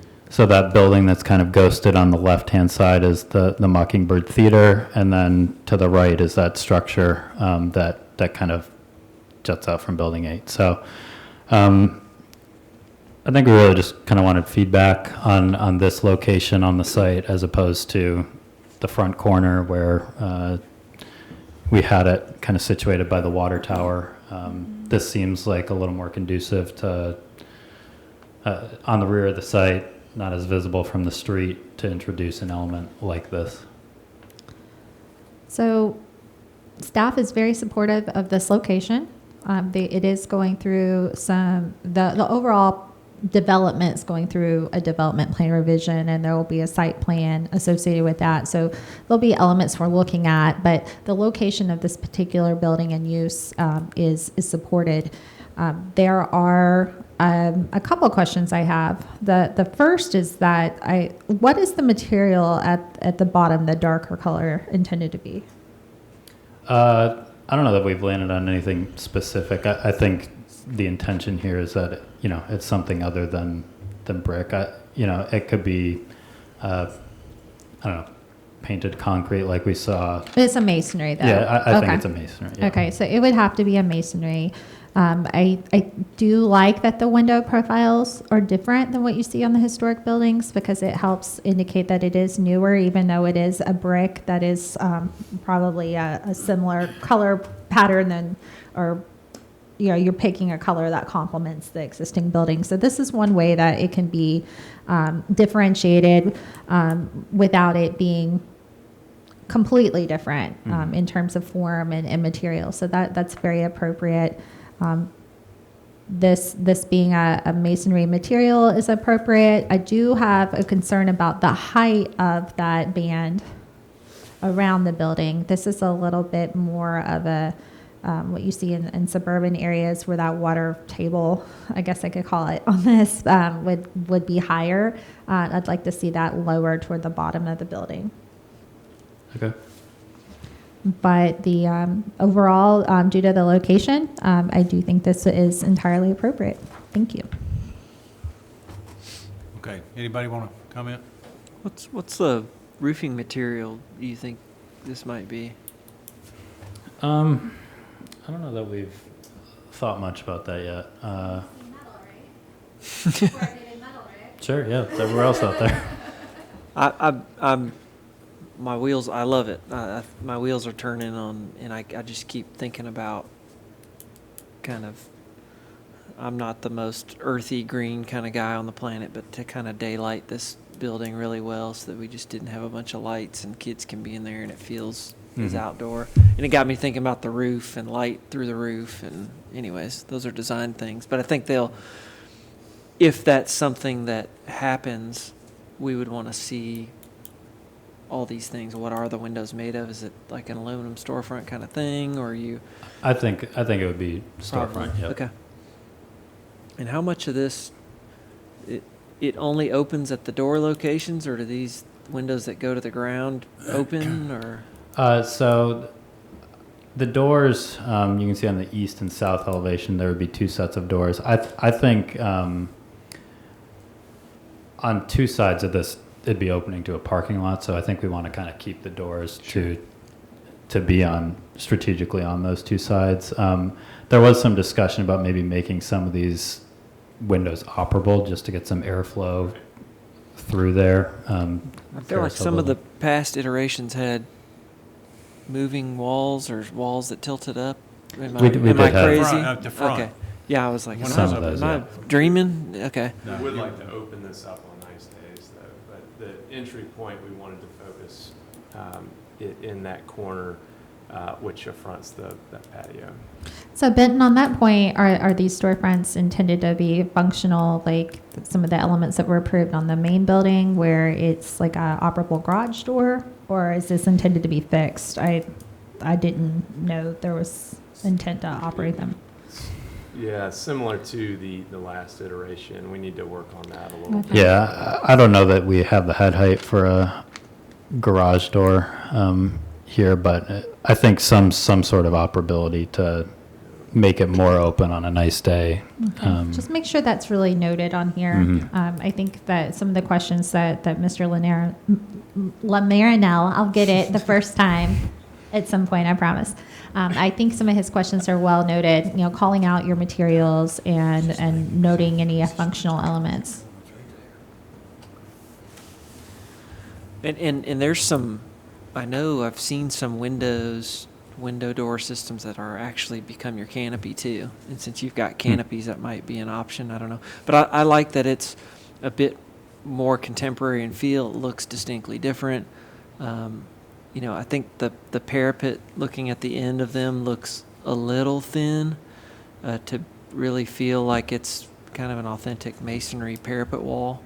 But Sure. Those are just sort of nitpicky details, but I think it'll go a long way in making it feel as rich in terms of mass as some of the other buildings. I don't want it to feel thin and puny, because there's a lot of mass to hold up to. Okay, anything, Lisa, do you have any? Are those canopies over the window or awnings? Yeah. or- Yes. Yes. And you don't know what material those are going to be, or? To me, I feel like that's a prefab aluminum canopy, I would think. Just only that, the choice of brick is going to be really important. Yeah. The color and all that, so that we can distinguish it from the original factory, but also that it doesn't Yeah, look cry out of place, yep. Yeah. Susan? There's a site visit tomorrow, is that correct? Yes, there's a site visit tomorrow, and I will send an email out tonight with the reminder information. It's rescheduled from April, where we had some inclement weather, so we're walking around the site and looking at the proposal for hardscapes and additional parking. So my comment was, is it possible to see the height, something to show the height relative to what's there when we do this site visit tomorrow?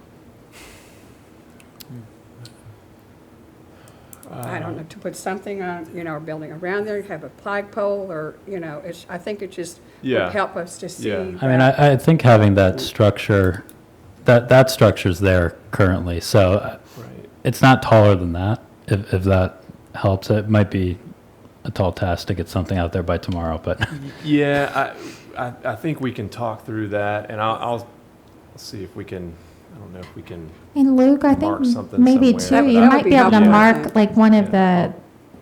the horizontal members on this if it aligns with like the ridge or something, or give something comparable. yeah, I can kind of slice a section through Okay. there so we can get a better idea of where exactly the top of that would be. But it is great we happen to have this here as reference, Yes. definitely. Okay, thank you. Okay, anything else on this? We can. Okay, so that's it for this portion. We can move on, I believe, Yep. correct? Yep, that's Okay, it. we can move on to Thank you. signage. And we have Mr. Yep. Tim Rucker here from McCoy Design, who will be assisting Benton on this portion. All right, Amanda, you want to, Yes, I have a few things I want to speak to before we get started. So I've also got Kelly here who can help me if I forget to add anything. But essentially, this is a campus type setting, and the applicant has expressed a desire to have different types of signage at the campus. Signage for business identification, whether it's for the identification of the property itself, the factory at Franklin, or if it's identification for retail spaces, restaurant spaces. The applicant has also expressed some desire for wayfinding signage to get pedestrians and vehicles alike to different parts of the campus. And further, some monument type signage at entrances to brand it as well. So I met with the applicant and Mr. Rucker here to talk more about how to present that to you all, because the intent for the applicant, and I'm sure the commission as well, is to have something that's consistent and cohesive throughout the development. The staff met and looked at this and have a few things to mention to help frame the discussion as you think through it. Number one, there are requests for what's called modifications of standards from the zoning ordinance. So the zoning ordinance has regulatory language on signage that applies to the whole city. In most circumstances, kind of like what we were talking about earlier with the previous applicant, the Historic Zoning Commission's design guidelines are stricter than that. In some cases, they're a little more flexible, like we allow for post and arm signs, we allow for projecting arm sign, or post and arm signs, things that you don't see in Cool Springs per se. But in general, there's more specificity to the historic districts. So the applicant is going to be presenting today some things that the Historic Zoning Commission can approve outright if it so chooses, some things that the commission cannot approve outright because it does not meet the zoning ordinance, where there are some silence or areas where the guidelines don't comment. You referred to the zoning ordinance, and it doesn't meet the zoning ordinance intent. So those would require what's called modifications of standards. That is achieved through a development plan revision. So the applicant's aware of that, and they're working through it. Now, a modification of standards could be approved by the Board of Mayor and Aldermen. That doesn't mean the commission, the Historic Zoning Commission, has to approve those changes. It just means the commission could approve those changes if it finds it still meets the intent of the design guidelines, or the commission finds a reason that the guidelines are not applicable to this circumstance. Is that clear to everyone? no, but we'll work through this. Okay. Well, it's really important to keep in mind that, there are things like development plan proposals where this commission is asked to provide a formal recommendation. I So get it. at that point, if there's signage that doesn't meet the design guidelines or the zoning ordinance, and the Historic Zoning Commission feels strongly that it should be considered or it should not be considered. That's your opportunity to relay that information as it goes through that. But ultimately, all signage on the property would be subject to Historic Zoning Commission approval. So we're going to talk about it in 3 different sign types. The signs are kind of all in a site plan level here in different colors, and I'll let Tim speak to that a little bit more. But just some initial thoughts as we work through. The staff has evaluated this conceptually, because that's all we have is conceptual understanding. It does appear to be a lot for the site. The zoning ordinance does not permit more than 1 convenience sign per entrance and exit. A lot of these signs have no other sign type to fall into other than convenience signs. And I'm talking more about vehicular direction signs and that aren't required by engineering, or building ID signs, or the parking ID signs. Those are things that we need to learn more about, but generally speaking, the zoning ordinance only allows 1 per entrance, 1 per exit. So you see a lot of the yellow and the green and the orange here that we'll need to talk about.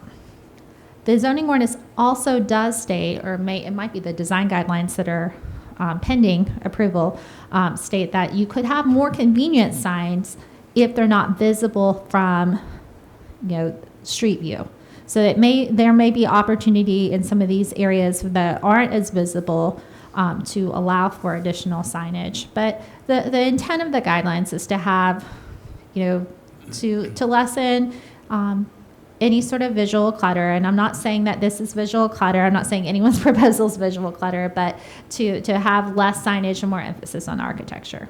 No more than 3 signs per building. That has typically been interpreted in the historic district specifically as no more than 3 signs per exterior retail space on Main Street. So that is the first note. The second is that the Historic District Design Guidelines do not recommend internally lit or backlit signage. The zoning ordinance does not prohibit halo or backlit signage. So the signage that's proposed here would all need to be lit from the outside onto the signage. That is something I did check on.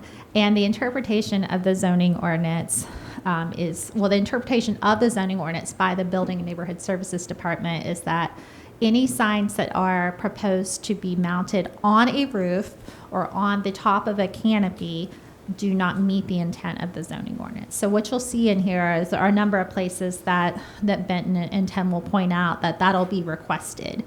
So you can give some comment about how appropriate you feel that might be in this context or not as we work forward. But your impact on this proposal is definitely important, and your input at this point and as we work through is very much important. So they're looking for that feedback. I know we've lost a couple of members, but that makes sure feedback even more important. Let me just say that before Mr. Rucker gets going, I think this whole project, we're in a bubble here. This is not, we can't just apply every guideline we've got to this project because it's very, very unique. So I think what you've got here is exactly the way it needs to start. And then some of this, I would think, can be done administratively, and that's what you've said, and we need to decide which ones those could be.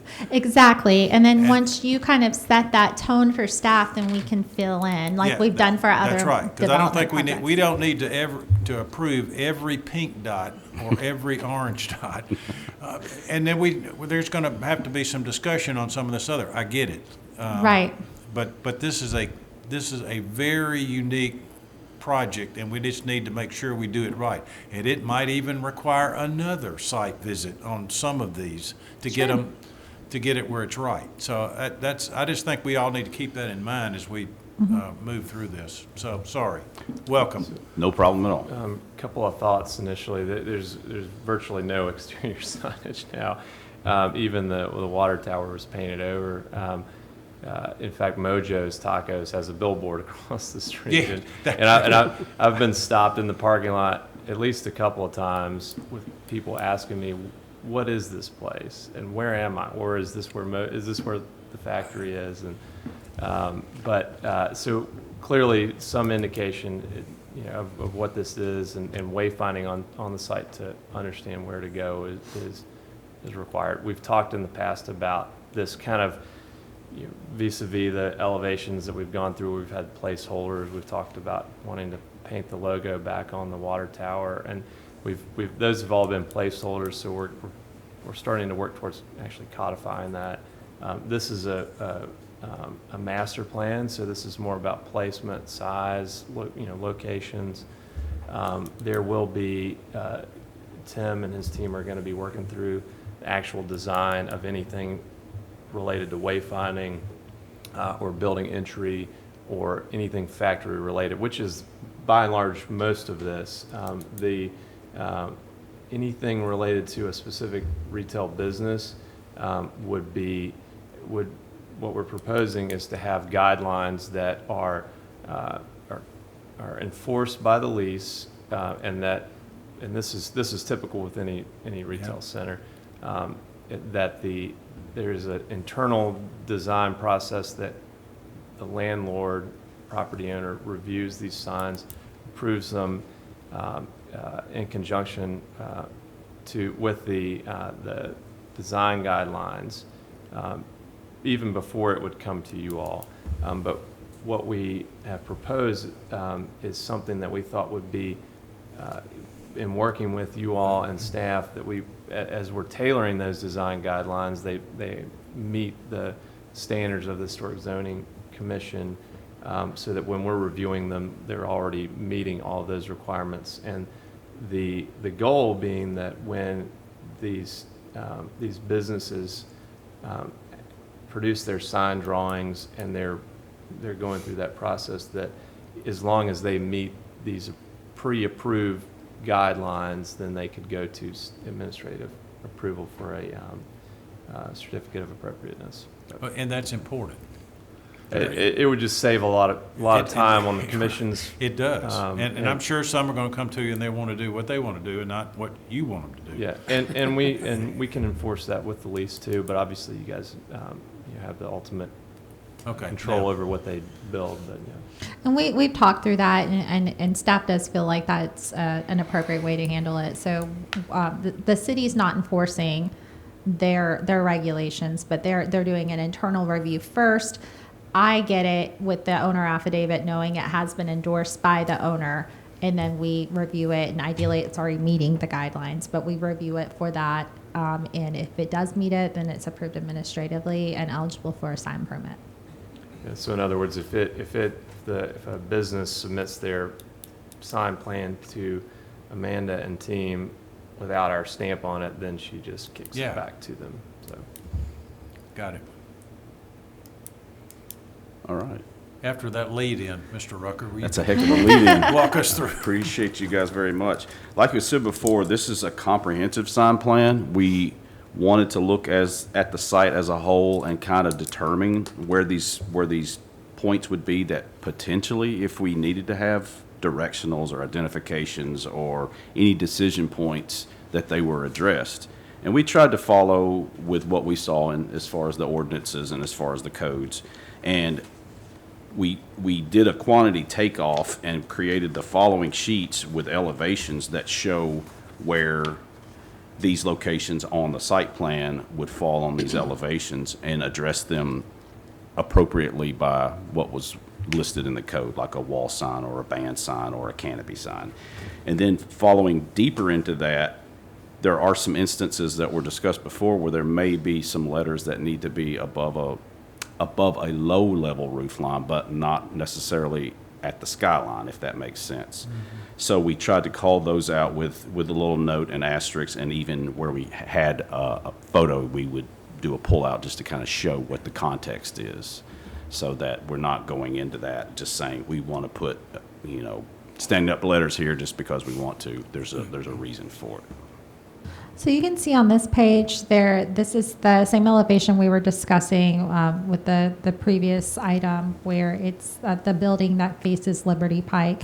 There are some indications that there's anticipation by the applicant that they will pursue some additional doors that we discussed tonight. So you can see that the placement of the retail spaces are shown as desired.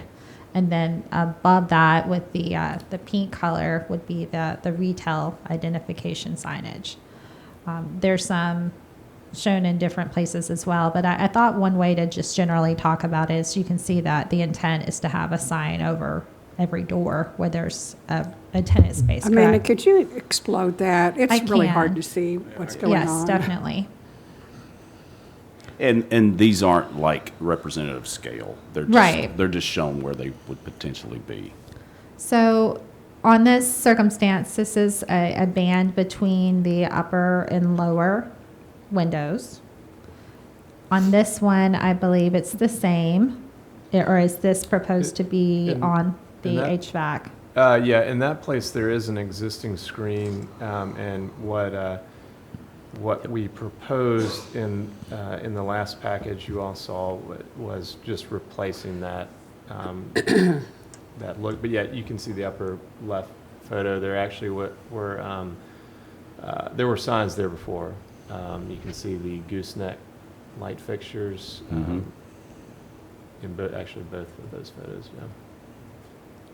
And I don't know the provenance of those signs. There's been nothing approved by the Historic Zoning Commission for placement on that HVAC screening since I've been here, but the applicant is seeking approval to use that HVAC screening that's proposed to be changed to something darker and more industrial feeling to be a backdrop for signage. The zoning ordinance would not permit this. This is a situation where your feedback will help guide the applicant on if that's something they should seek moving forward for a zoning ordinance modification.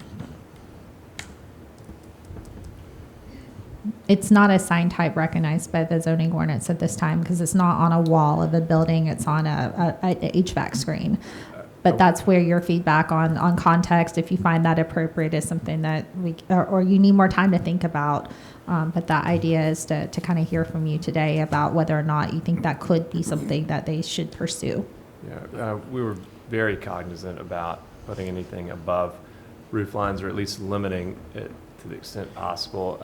And trying to maintain sort of a graphics band so you don't have things bouncing all over the place. Right. Yeah. And, so there are a handful of signs that are above the roof line.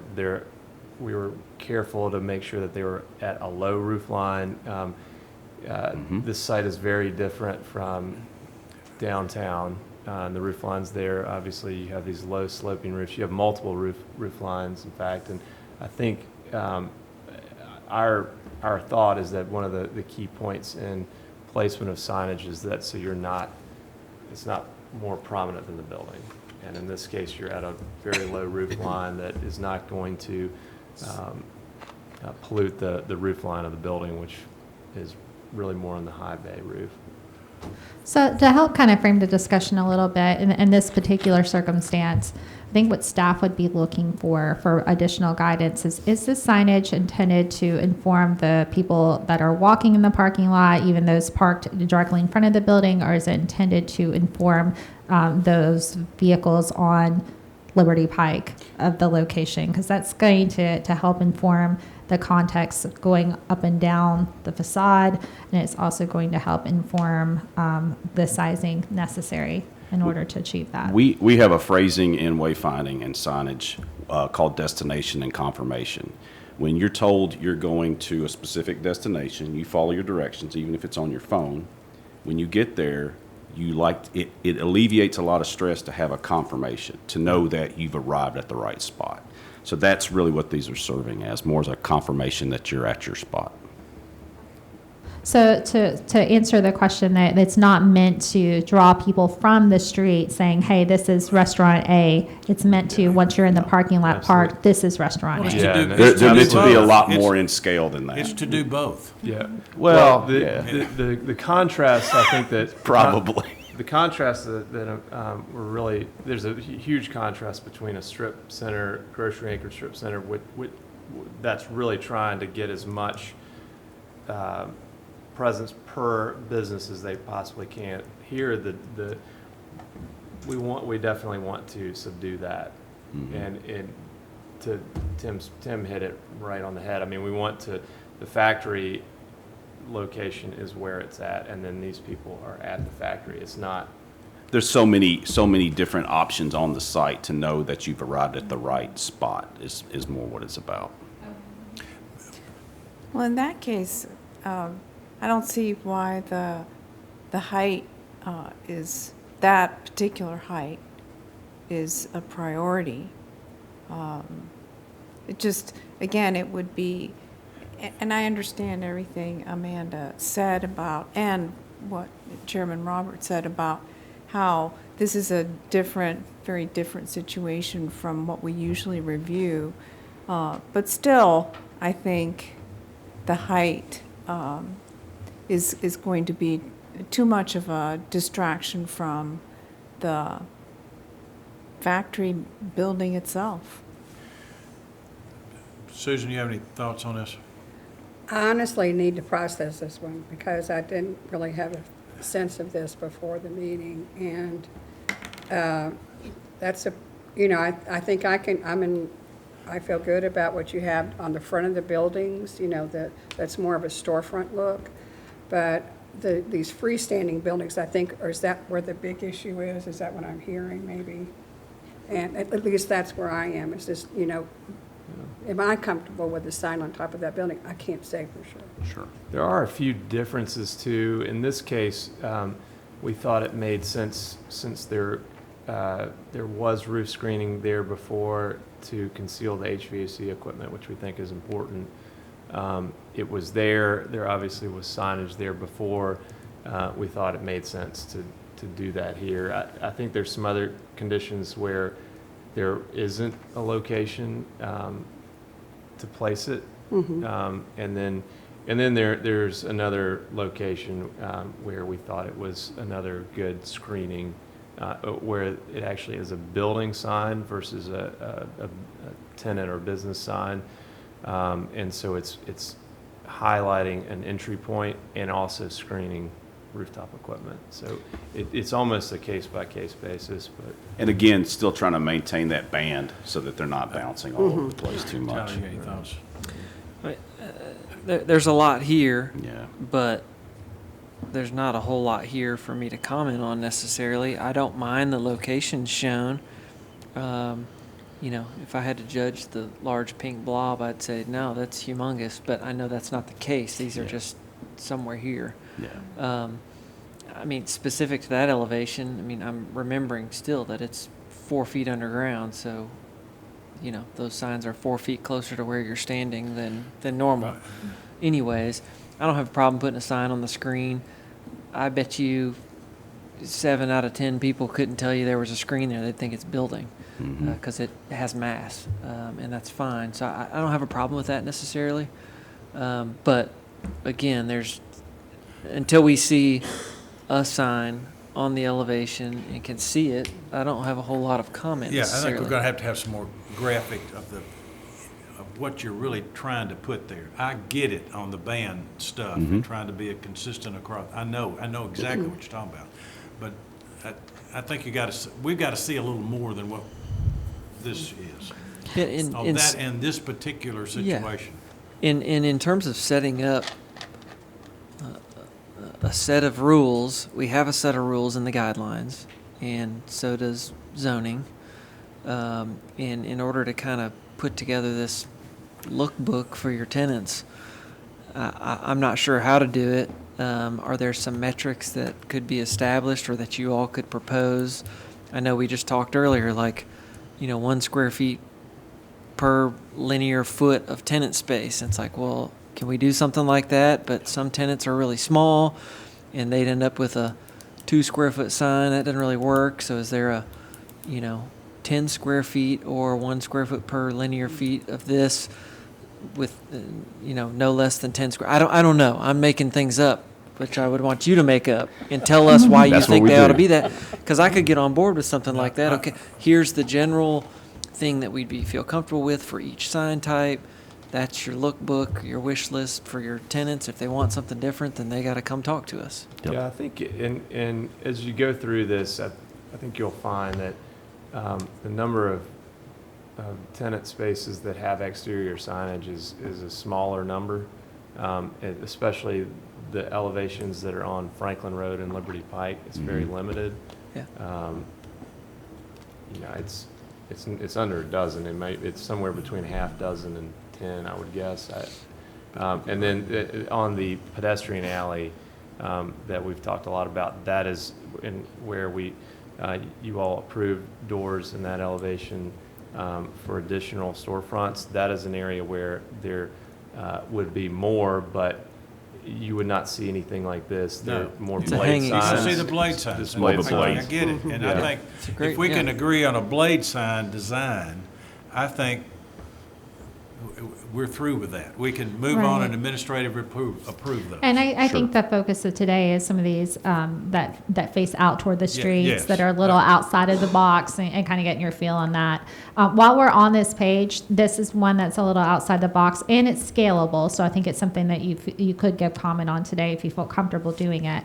This, you saw the proposal for the different shape and Right. the canopy. So instead of having the shed, it's going to be more, or the gable, it's going to be more of a shed coming out.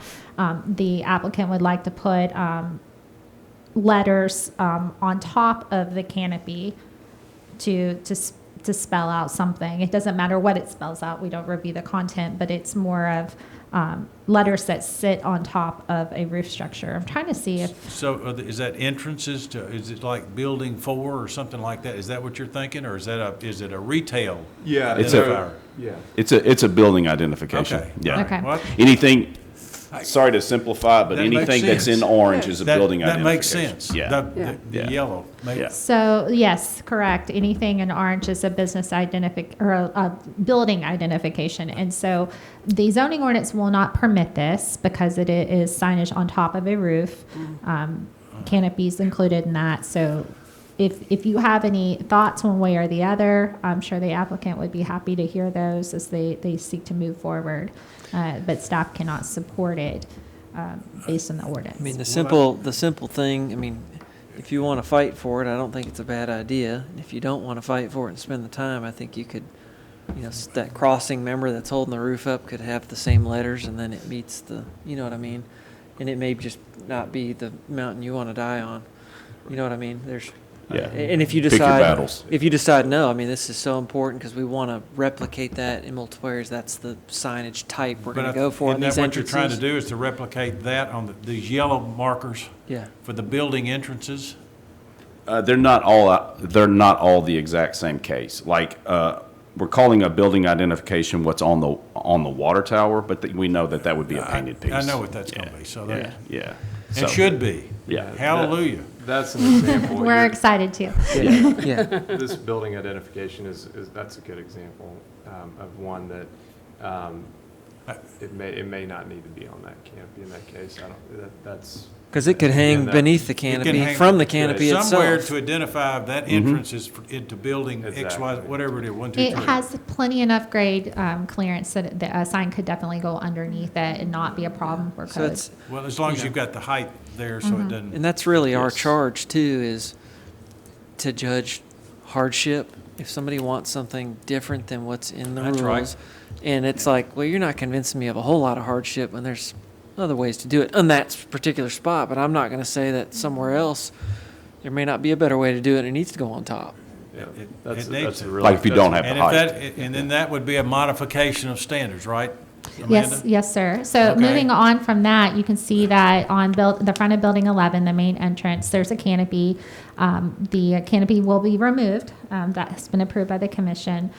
There is a historic sign that's ghosted Yeah. up here that the applicant is maintaining. and we'll be working on with staff to maintain. So the proposal is to utilize this existing awning structure that runs across the facade and add a sign onto it, which would also be stand-up letters. So they have asked for that because they feel that there's not, and maybe I should allow you to explain that, but what I've been told is that there's not another location to have a sign, because this sign says Storage Stove Works and is something they want to maintain and the city would like for them to maintain. So if you have any comments on that, I'm sure that'd be appreciated as well. I mean, you've got headroom there too, and like if they're the letters that we're going to sit up on top, individual letters with no backing necessarily, I mean, those can be affixed to the bottom just as readily. Yeah, I mean, I like the idea of them being on top. I think it'd be a cool look, but if it doesn't meet the rules and it's going to be a long process, you may not want to do that. And if you do, I don't have a problem with it.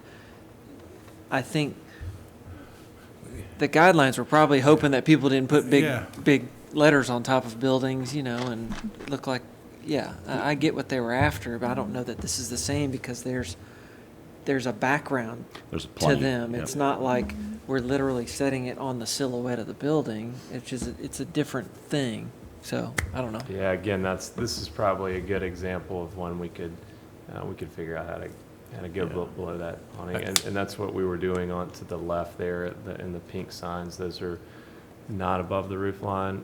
We felt that we had enough room to kind of hang it in front of the transom window. So More of a suspension instead of a stand-up. Yep. yeah.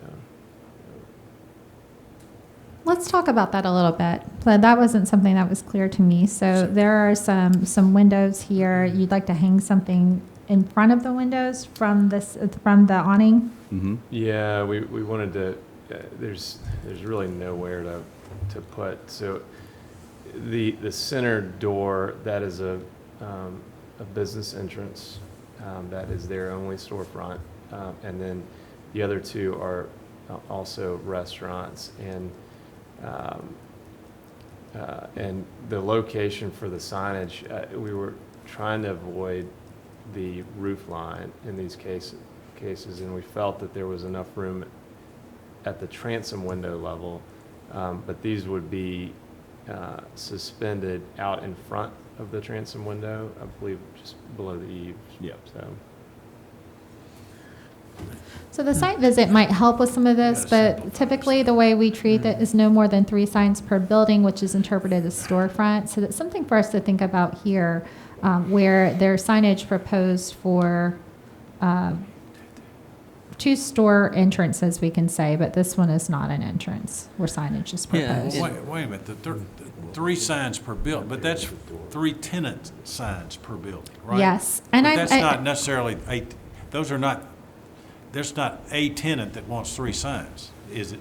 No, No. they're 3. No. They're 3 separates. Yeah. Well, that's something for us to discuss. Typically, what you see up and down Main Street, you have an entrance that opens out to the street, and that entrance can have up to 3 signs. Yeah. So in this case, we do have, so all 3 of those do open out on the street. The one on the far left is actually, there's a doorway just off the screen there. Just off that And now that we're really looking at that left signage is probably needs to move Right. over and probably get a little bit tighter. But each individual restaurant ought to be able to have their own identification. Sure. That's what I'm Yeah. trying to say. So it's, until I see more about what the pink bands are going to look like and how they're going to hang, I can't really. Yeah, and it Tell you doesn't much, appear and to be a that's- sign type that we have, and so that's why I wanted to hear more Yeah, So about. and I want to try to simplify this Yeah. a little more than, because we could spend days talking about this and not really get too far. Yeah. This would be more like a band sign, but it's, we're suspending it Suspended, yep. from. But we need to above, get some yeah. kind of example of what your thinking is, other than just a color there. And Yeah. And there are a lot And of ways to do that. I think in this particular location, I think the hanging banner sign is a little odd. I think it would be, I would be more in favor of one of the hanging bracket signs. Yeah, but and- you're looking straight Blade sign, in to the, yeah. to the location from Well, the you- parking lot. Not So- really, because there's no parking there. That's behind Mafioso's. The design But you're going guidelines. to that Yeah. restaurant, so you're Right. going in that door. I see the intent. The intent is to have a substitute for a wall sign because they're finding that there's There's not no a place wall. to put a wall. Yeah, there's no Or wall. put a sign on a wall. So what we do on Main Street is we have a series of projecting arm signs, which really are intended more for pedestrians that are walking parallel to the building. Right. And perhaps awnings over windows or storefronts. In this case, they're asking for your feedback on this because it is unique. So if you don't feel it's appropriate, and I know it's conceptual, it's kind of difficult to relay, but staff wouldn't be in support of it as a sign type because it does block the windows and it's not a sign type we have. I don't mind the hanging sign. I probably mind 3 of them in a row. Does that make sense? Yeah, but Yeah. but you got 3 separate restaurants. Yeah, but it may be that they all just can't have the same size and hanging think sign it's- in a row. I don't know, I think it's better to have, You know, conceptually, it's better to have some kind of standardization across there. Yeah. And- The blade sign actually is probably a better idea now that, you know, we've been Projecting so, blade. yeah, we've been so focused on looking at these elevations, but when you think about how you enter that. If that'll patio help or- draw the people into it, Yeah. or identify it, Yeah. I don't know. Yeah. Yeah, and I think ideally from my standpoint, the way I understand kind of preservation, the building has evolved over time, and I'm afraid to put too rigid, kind of like everybody's using the same bracket, same exact sign, it's just your logo on it. It's going to feel a little disingenuous and inorganic. Does that make sense? And you want it to feel like, well, these people moved in a couple years later and they got a little different arm, but it meets the guidelines. I don't want it to feel too sterile and organized, but I get what you're saying. It needs to be organized in Yeah, a yeah. sterile way, but the execution Well, doesn't have to here's a be. better example. We do, at Harpeth Square, we've done somewhat standardization of what some of that looks like. And I the think building that's a across good the street, point. we've done some kind of The standardization really needs to be, and kind of what they're asking for right now, sign type, as far as, okay, if we want an awning, the awnings need to be hung at the same level all the way across and not have one that's sitting way higher than the other, or I vice versa. couldn't agree more. Also standardization in where those mounted projecting arm signs go, so they're not hanging a bunch of different locations. And standardization in how they're applied, so that they're sensitive to the building. But I couldn't agree more with Tyler in that we want this to feel lived in and organic to a degree that the applicant feels comfortable with, where there's some variety, but without being too much variety in terms of Sure. And Jim, to your point, application. I mean, I think they would be allowed, tell me if I'm wrong, to have, say that center section is a restaurant. Mhm. They could have a blade on one of those pilasters on one side of the door, and the other side could be a wall sign. Right. A small wall sign. It could Right. be. That's, It could be. They can have It- 3 it- signs, right? It could be, that's And right. maybe the commission finds that one of these hanging signs is appropriate for one of the openings here on this building, but like you said, it might feel like too much in too short of a location to have it for every single one, so change it up a little bit, and employ that in different places. So, I think that this is going a different direction than I expected, but I think it's really good.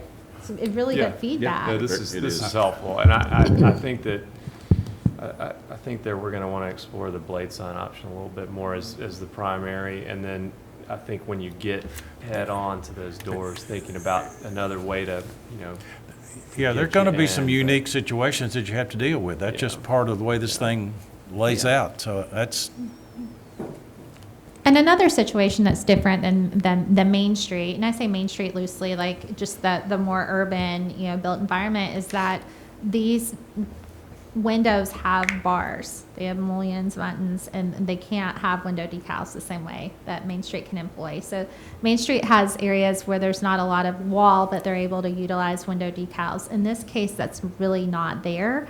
So they're trying to get really creative in how they sign this, and I think there is an opportunity to do something a little different, maybe within this context with those architectural situations in mind. But your feedback on where and how, I think, is super critical. So what I've heard so far, and maybe it's not worth going through the rest unless there's a specific question that Tim and Benton have, is that you want to see a little bit more about the signs themselves, the sign types themselves. Yeah, some concepts of what you're Right. thinking. And how they would be utilized throughout the campus.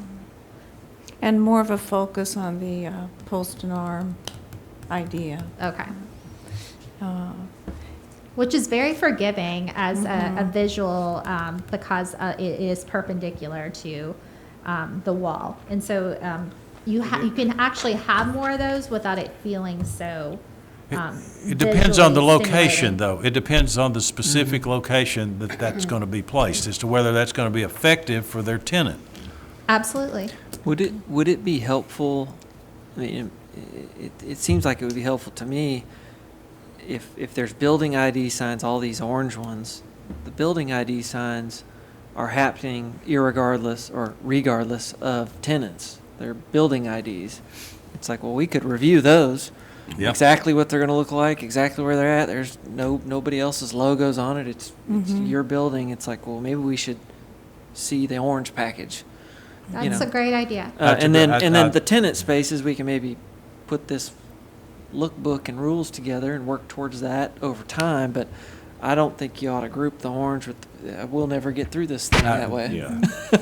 I think that's a fine idea. Yeah. I agree. The idea here was to make sure you guys see the whole picture, but I get Well, you've where thought you're- about it a lot, I can tell. Yeah, So- there a will lot be, so everything in orange, you will see that actual design package come later. So this is just more about getting feedback on placement, location, that type of thing. And which we also are. in picturing, for our sake, and being able to picture this more effectively, certainly there are industrial type buildings throughout the country where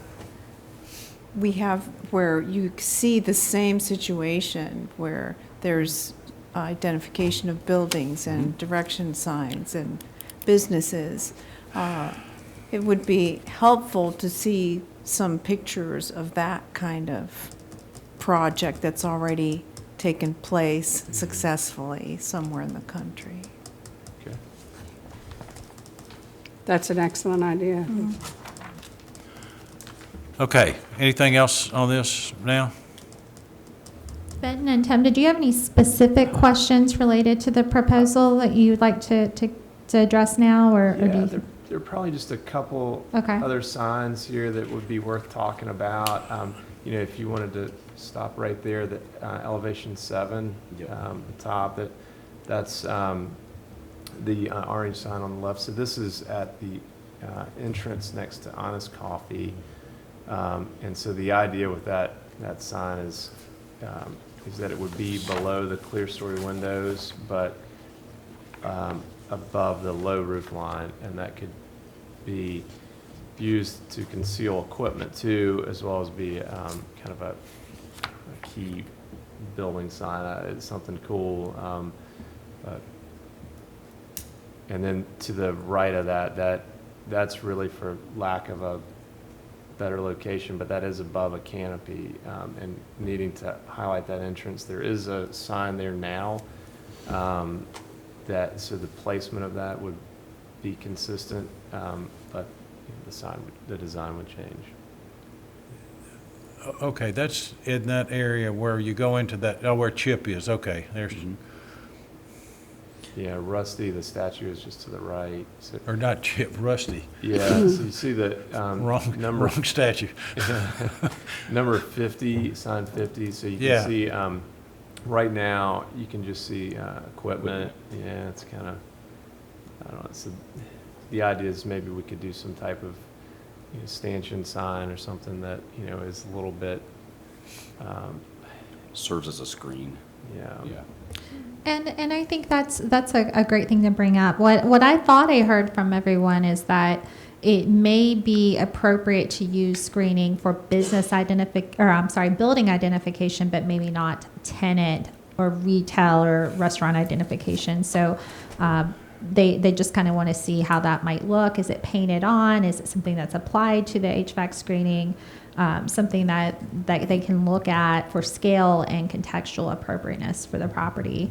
If I'm just putting my 2 cents in as staff, I do think if it's a metal screen for the HVAC, then perhaps painting on would be appropriate and maybe more contextually sensitive than applying like another metal or a wood or some sort of a composite material to the side of the HVAC. Or a panel of any kind. Right. Yeah.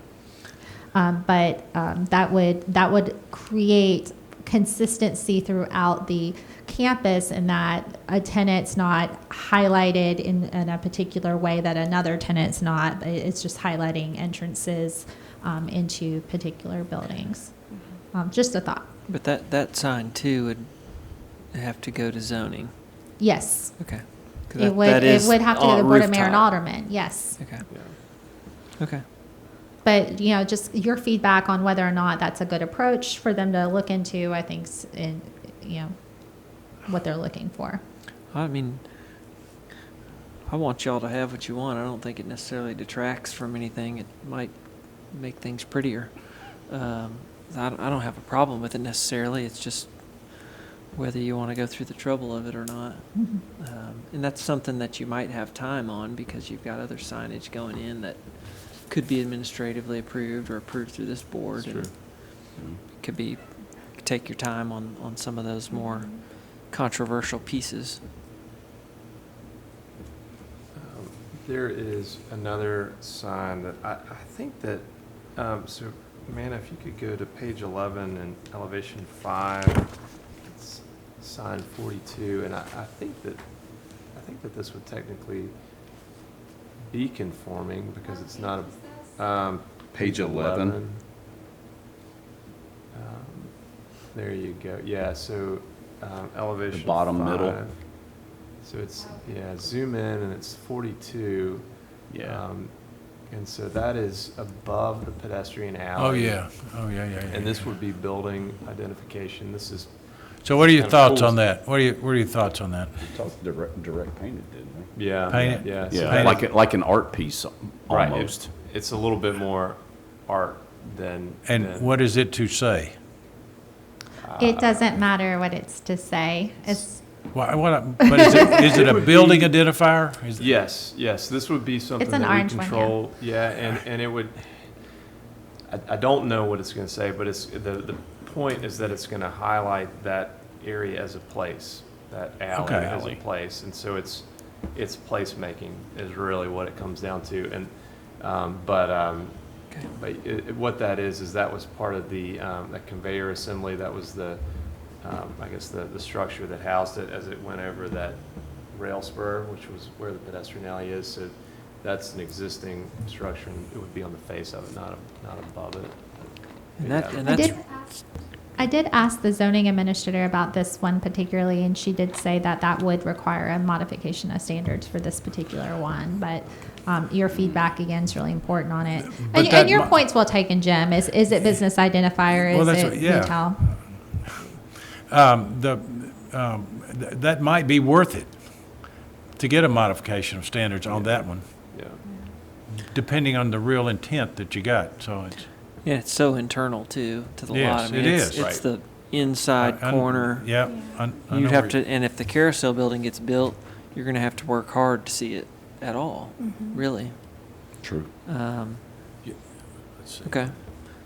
And then I was looking at sign 35, which is the elevation above that one on the old conveyor structure. There's one on both sides actually, a sign. Yeah, Um, elevation 4 at the far end. That's probably the best one. Yeah, there you go.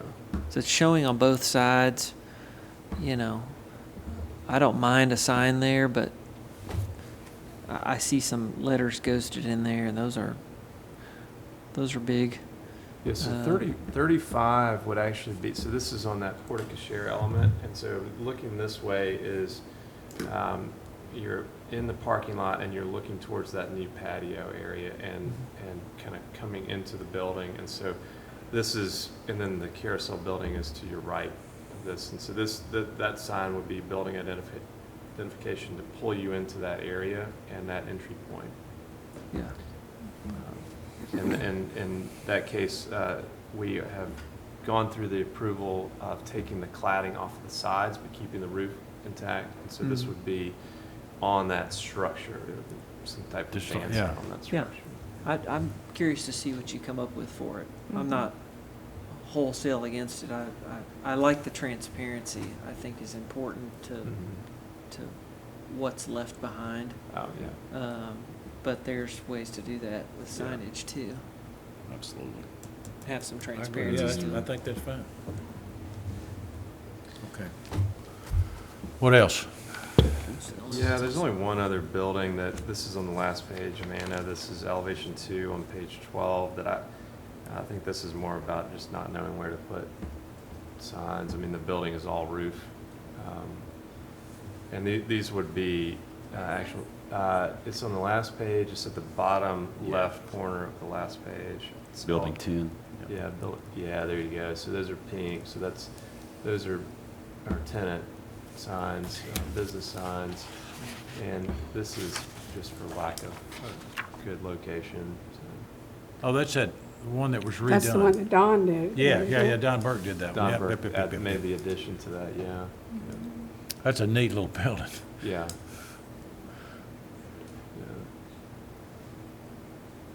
So if you go out there now, we have Franklin Juices temporarily using it for the summer while they build their new location out. So kind of testing it, but their signage is at the knee wall level, and it's just, it's not visible, and so if you were to go by there now, you could see how that's being used, but. Well, we'll be there tomorrow. And perhaps a freestanding sign would be appropriate here. There's a place to put a freestanding sign. Yeah, perhaps, yeah. How old is this? This is a new This one? structure. A It was- contemporary? It was just redone, no, this one was just redone about 2 or 3 years ago. Okay. Yeah, there was an existing structure. It was and then converted It was an to addition. what it is now. to the- Okay. But it's a pretty old building. Yes. Yeah, it it's, is an old it, building. I didn't mean to misstate that. Yes, there was an addition done to Okay. it. You're I seeing. thought it was ground up. new. No. I was like, No, oh, no. You know, I think an exterior sign is actually a better idea than trying to retrofit something on the building itself. I mean, a combination of that with a post, or even a wall sign facing Liberty on that brick. I think you're allowed to do that. You could have a blade and a wall sign. Is that true? Yep. That's where people are coming from. I know the farmer's market is in the parking right lot there. now, but Right. I think there's been talk of. So they're functioning shut. out of there now? The juice? The juice company is, yeah. So. Okay, anything else? Thank you. It's a lot. It's a lot. It is a lot. It's not, They've been doing a great job trying to work no, through I this. understand that And it has been. we will have the site visit tomorrow. And I'll email everyone to remind the folks who aren't here. But it's at 3:30. We'll meet at the main entrance of Building 11, which we all know to be the main building, main entrance. We are going to try to conclude by 5. I know that a handful of us have to leave by 5 o'clock for other obligations. And so we'll do our best to get through that. If it lasts a little longer, we'll have a staff person there, but I have to leave at 5 o'clock, so, as does Jim. So Okay. we'll work through it. Thank you. All right. Thank you. We're dismissed. Thank you. Thanks.